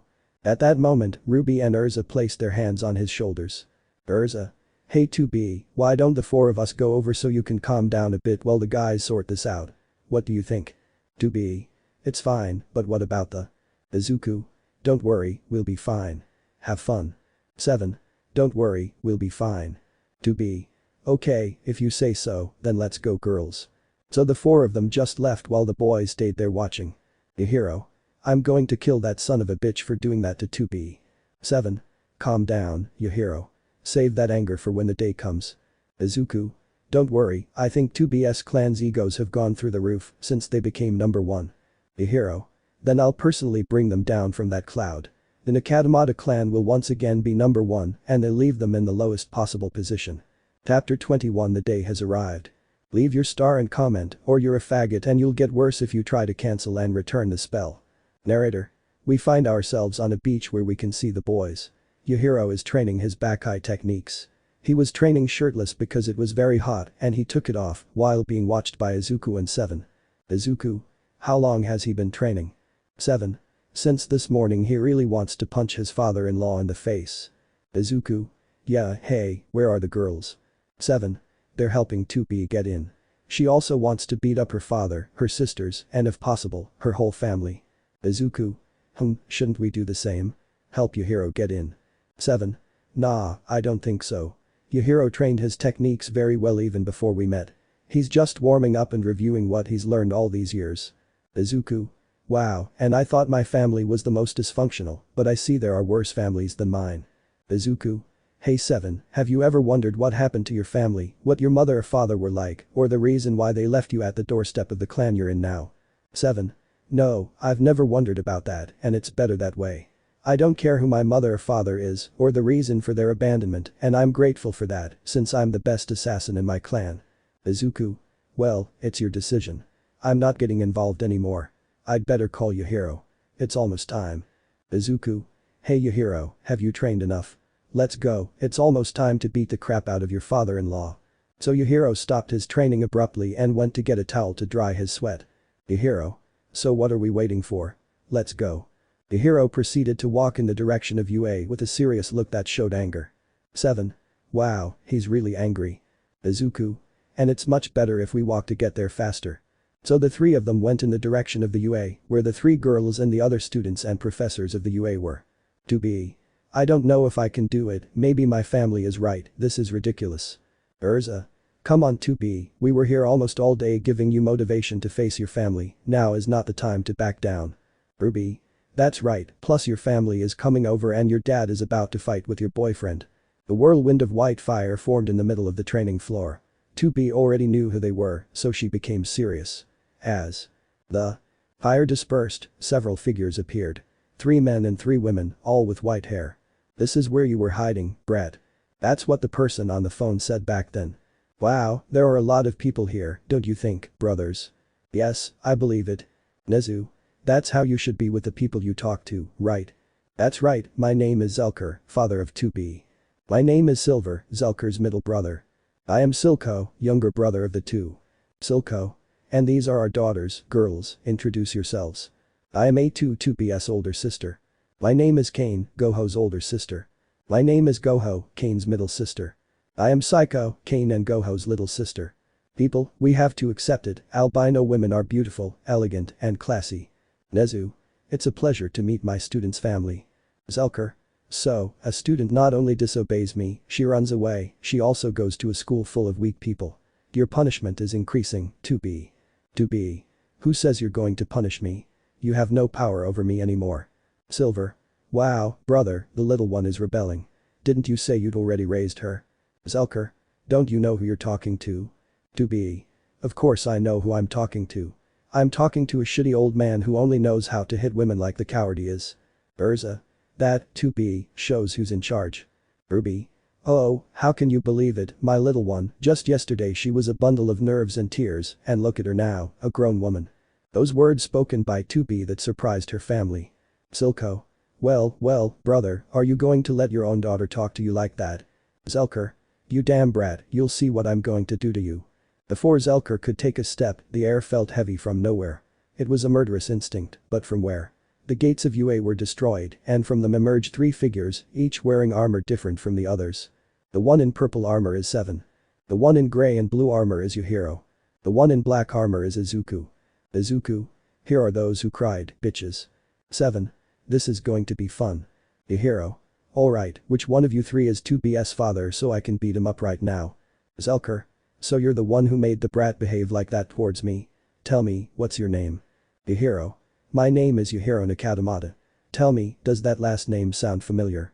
Upon hearing that name, Zelker recalled a memory he thought he had erased. Flashback. We can see Zelker lying on the ground, badly injured and covered in blood, and in front of her was a woman with black hair, tan skin, and an enviable body, but her face was not visible because she was wearing a mask. And that woman placed her foot on the head of an injured Zelker. Listen very carefully, Zelker, because I won't repeat myself. You will be responsible for taking care of my son. It's just a matter of protecting him and giving him money, and he already knows the rest thanks to me. And one more thing, if I find out you've done any harm to my beloved son, whether psychologically or physically, believe me, I'll come after you and this damned clan. I'll kill you all, and I'll turn your daughters into bitches for my son, just like I did with you. So this isn't a favor or request. This is an order I'm giving you, and you have to understand it. With that said, I'm leaving, and don't forget I have eyes everywhere." So Yahir's mother proceeded to leave, leaving the clan very frightened. End of flashback. Zilker. "Damn, this is serious, but I doubt that woman knows about this. Besides, I think she's already dead."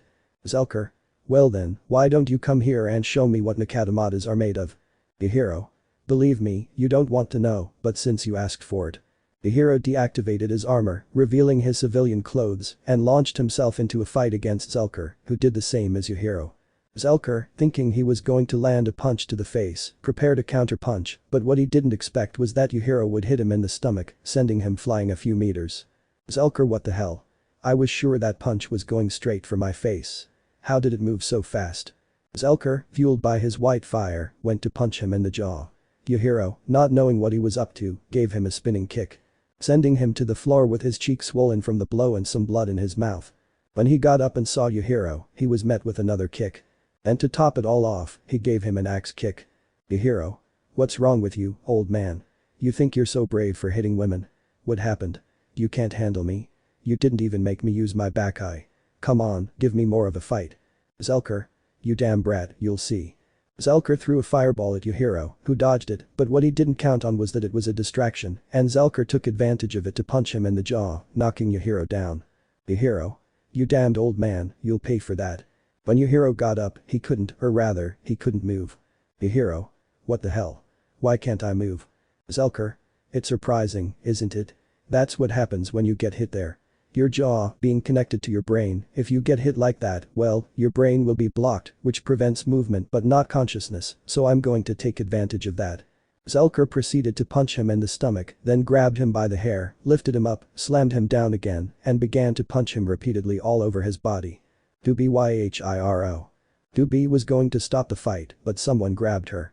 She looked to see who it was, and it was her older sister, A2, holding her back. Dubi, A2, let me go this very instant. A2. I'm sorry sister, but you already know the rules. Dubi. I said let me go, you bucking boar.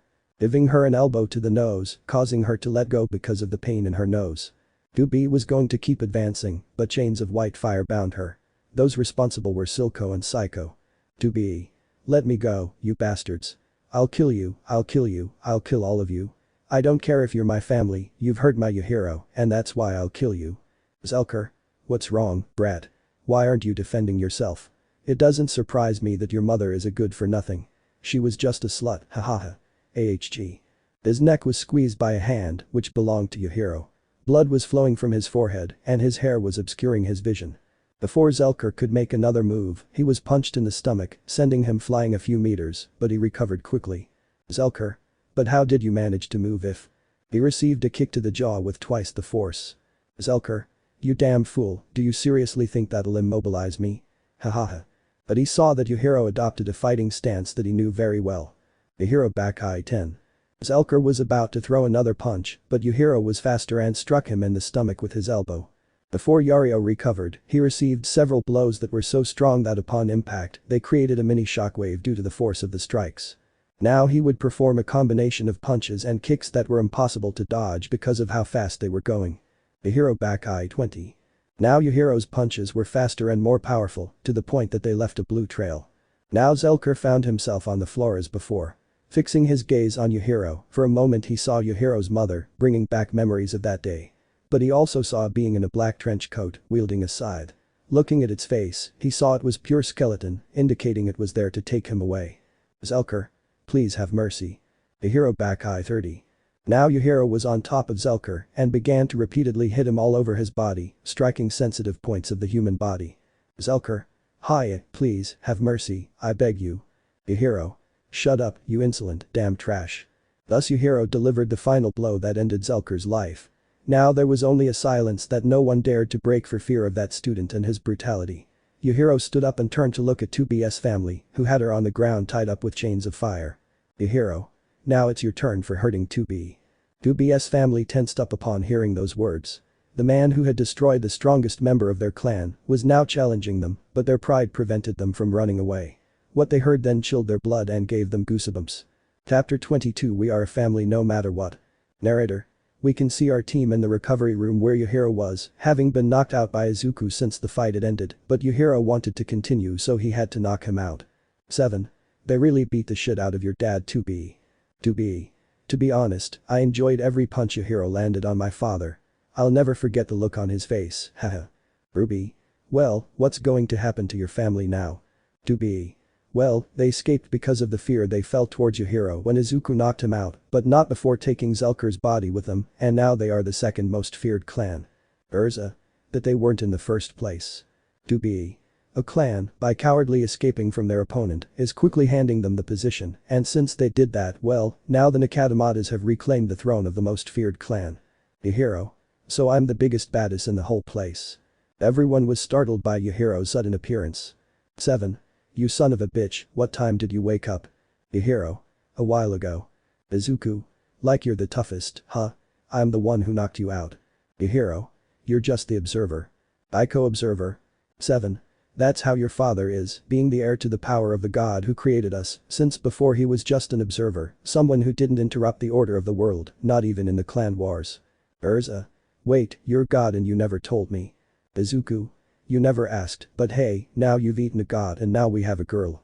Ruby. So Aiko is like a demigoddess since I came from a god and a human. Izuku. You could say that. Aiko. Yay. I'm a demigoddess.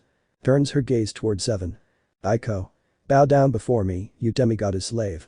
7. There's no doubt that the apple doesn't fall far from the tree. Yujiro. Let's go already, the smell of pills here is making me sick. To be. Yujiro, your clothes are there. We'll come out so you can change. Don't worry. The team left the room, leaving Yujiro alone in the room. Yujiro. I wonder if I'll ever be able to meet you, mother, and see what you're like. Time skips. Now our team is complete, they were walking through the streets of Japan. 7. Well, now that we have the rest of the afternoon, some ideas. Yujiro. I am empty, you to be. To be. You ask a girl who spent her entire childhood locked up in her own house with an extremely strict family. Yujiro. Thanks for clarifying your point. Hey, by any chance do you know anything else about my mother? To be. Not much. When my family heard his name, they would get serious or even tremble with fear. Yujiro. Damn, my mother was so scary, now I'm even more eager to find her and have her tell me how she managed to make everyone fear her. Izuku. Okay, then we'll help you find her. Izuku bumps into something or someone because he wasn't paying attention to where he was going. Hey, what's wrong with you? Look, will you? Izuku. Hey, it's not like you need to shout. Oh, is that you? The person Izuku had bumped into was his former mother, Rumi Yasujigami. Rumi. Oh Izuku, it's good to see you. There's something I want to talk about. Izuku. And what is it you want to talk about? I remind you not to come near me again. Rumi. I know, but this is important if I want to talk to you privately. Urza's phone started ringing, breaking the tension a little. Urza. Sorry, she already answered. Urza, hello, mom, what are you doing calling me? We agreed that the three of us were going to meet tonight. There are some guests coming, and we need to clear a few things up. Okay, we're on our way. Hangs up. Urza. Guys, my mom is having some problems with some guests and wants us to go clear things up. Izuku. You guys go ahead, I'll catch up. I have things to talk to Rumi about. Urza. Okay, but don't take too long. Let's go, guys. Aiko. Goodbye daddy, I love you. Izuku. Me too, little one. The group headed towards Urza's mother's house, leaving only Izuku and her former mother behind. They climbed to the top of a building tall enough to avoid being disturbed during their conversation. Izuku. So, what is it that's so important that we need to talk in private? Rumi took something out of her mini bag, and it was a piece of paper. Izuku grabbed it and, seeing what it was surprised by what it said. Izuku. These are some mass production papers. Rumi. So in the eyes of the state you are still my son, and since I know you want to cut all ties with me, here it is. You don't need to do it right now, take your time. Izuku. Wow, I thought you wouldn't give up on getting my forgiveness back, but how wrong I was. Rumi. Things aren't the way you think, son, I mean Midoriya, so I'm leaving now. Rumi was about to leave, but Izuku said something else. Izuku. You know, Rumi, when you abandoned me, dad, it hurt a lot because I really admired you. I wanted to be like you. You were my inspiration to become a hero. I wanted to be a hero by your side, mother and son, fighting crime together. Rumi. Wow, I would have loved to see that future. It's a shame it's no longer possible.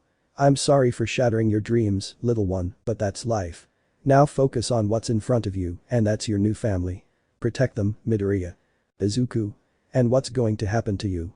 Umi. That's the least of your concerns. It was a pleasure talking to you one last time, Midoriya. Umi left, jumping from building to building. She had nothing more to say.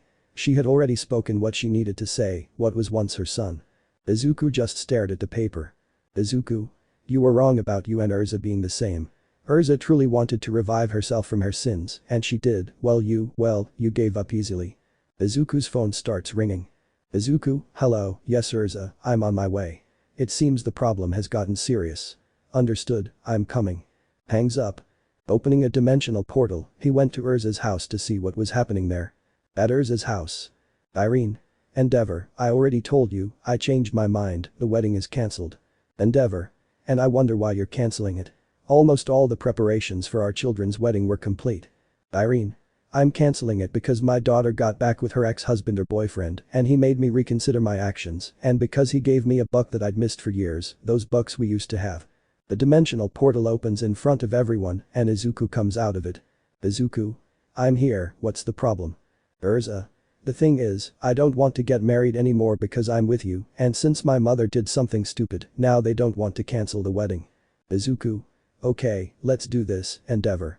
If you cancel the wedding, I'll let your son be number one. Endeavor. Didn't you want that position too? Izuku. I'm only in the hero course because of Principal Nezu, and that's it. Endeavor, and what about you Scarlet? Urza. I will continue my hero career, but I won't try to take your son's place, since I want to spend more time with my family. Endeavor. Then if that's the case, the wedding is cancelled. Let's go, Shoto. Shoto. Just like that. Endeavor. So your future as the number one hero is already secured. There's no reason for the wedding anymore. Now, with your permission, we'll be going. Shoto. Listen to me, and listen carefully, Midoriya. Maybe you won this time, but I promise I'll come back for Urza. I promise you that. Izuku. Yes, whenever you want, we'll be waiting here. Shoto and his father left the place since Endeavor had achieved his goal, not in the way he had planned, but he had achieved it. 7. We could have started there and saved ourselves a lot of trouble. Irene. Urza, I almost forgot something. I just remembered that your twin sisters are coming today. Izuku. Wait, you have twin sisters and you never told me. Urza. And you didn't tell me either that you're a god.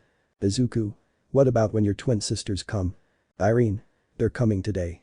They want to meet you, Izuku, and see why Urza is interested in you. Actually, it was because Irene would send them videos or pictures of herself when she was with Izuku or when he was with Urza, she would secretly record them to send to her other daughters. Talk. Irene. It must be them, and they came just in time, how wonderful. Maid, I'll open it in a moment madam. The maid went to open the door and two female figures who looked just like Urza entered. Mom, we're back. They fixate on his mother, but then they fixate on Izuku. 1. So you're the one Mom and Urza talk about a lot, huh? You don't seem like much of a deal. Oh daddy, you look just like in those videos. I want to try what you're hiding in those pants. Discreetly licking his lips so no one would suspect. 2. Relax, sister, you should never judge a book by its cover. Besides, have you forgotten how highly Urza and mother speak of him and about those videos? She whispered the last part so no one could hear. 2. Oh, I can't wait for night to come.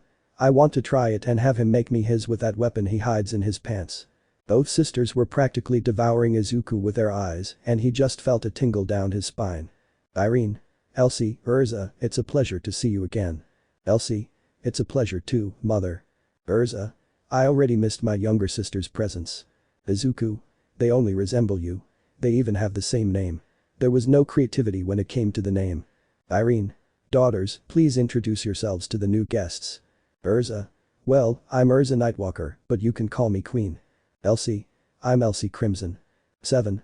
Damn, they weren't lying, they look alike, they're like 2 peas in a pod, but this time they're 3 peas in a pod. Queen. Don't you think you should introduce yourselves too? Izuku. That's right, team, introduce yourselves. Everyone introduced themselves, and once the introductions were finished, the team decided to go to the dormitories, except for 2 people. Urza. Izuku, don't forget we have some very important matters to settle with my mother. Have you already forgotten? Izuku. Of course not, how could I forget such an important guy? You guys take Aiko with you, I'll see you in the morning. The team already knew what they meant, but Aiko still didn't get it. Aiko. Wait, why can't I stay? Izuku. It's because this is an adult matter, little one, but I'll spend time with you tomorrow, I promise. Aiko. Well, if you say so, then goodbye daddy, goodbye mommy, see you tomorrow. And so the team left, leaving Izuku and Ursa's family alone. Irene. Well, now that they've left, why don't we start the fun? Queen. Well done, Broccoli, you handled both of them, but let's see how you do with the whole family together. Elsie. I have high expectations for you, Izuku. Please don't disappoint me. Izuku. Believe me, you won't be disappointed. You'll see what I'm capable of. Irene. Too much talk and not enough action, let's go to the bedroom, I'm starting to get excited. Ursa. Well, what are we waiting for? Let's go. So the whole family went to the room to talk about that very important matter. Yujiro. He was with 2B, but he was very thoughtful, which 2B noticed. 2B. Yujiro, is something wrong? You seem very thoughtful. Yujiro. I don't know, 2B, I feel like this isn't the end, that there are still things to resolve and discover, like, for example, my mother. 2B. Hey Yujiro, I know all this might be difficult, but there are people who support us and will help us. Izuku, Ursa, Seven, Ruby, and little Aiko. Even though we're not blood related, we're all family, so don't worry, we'll find your mother no matter what. Yujiro. Thank you 2B, those words took one less worry off my mind. Now let's sleep. 2B. With pleasure. So the two went to sleep and waited for what the future had in store for them all.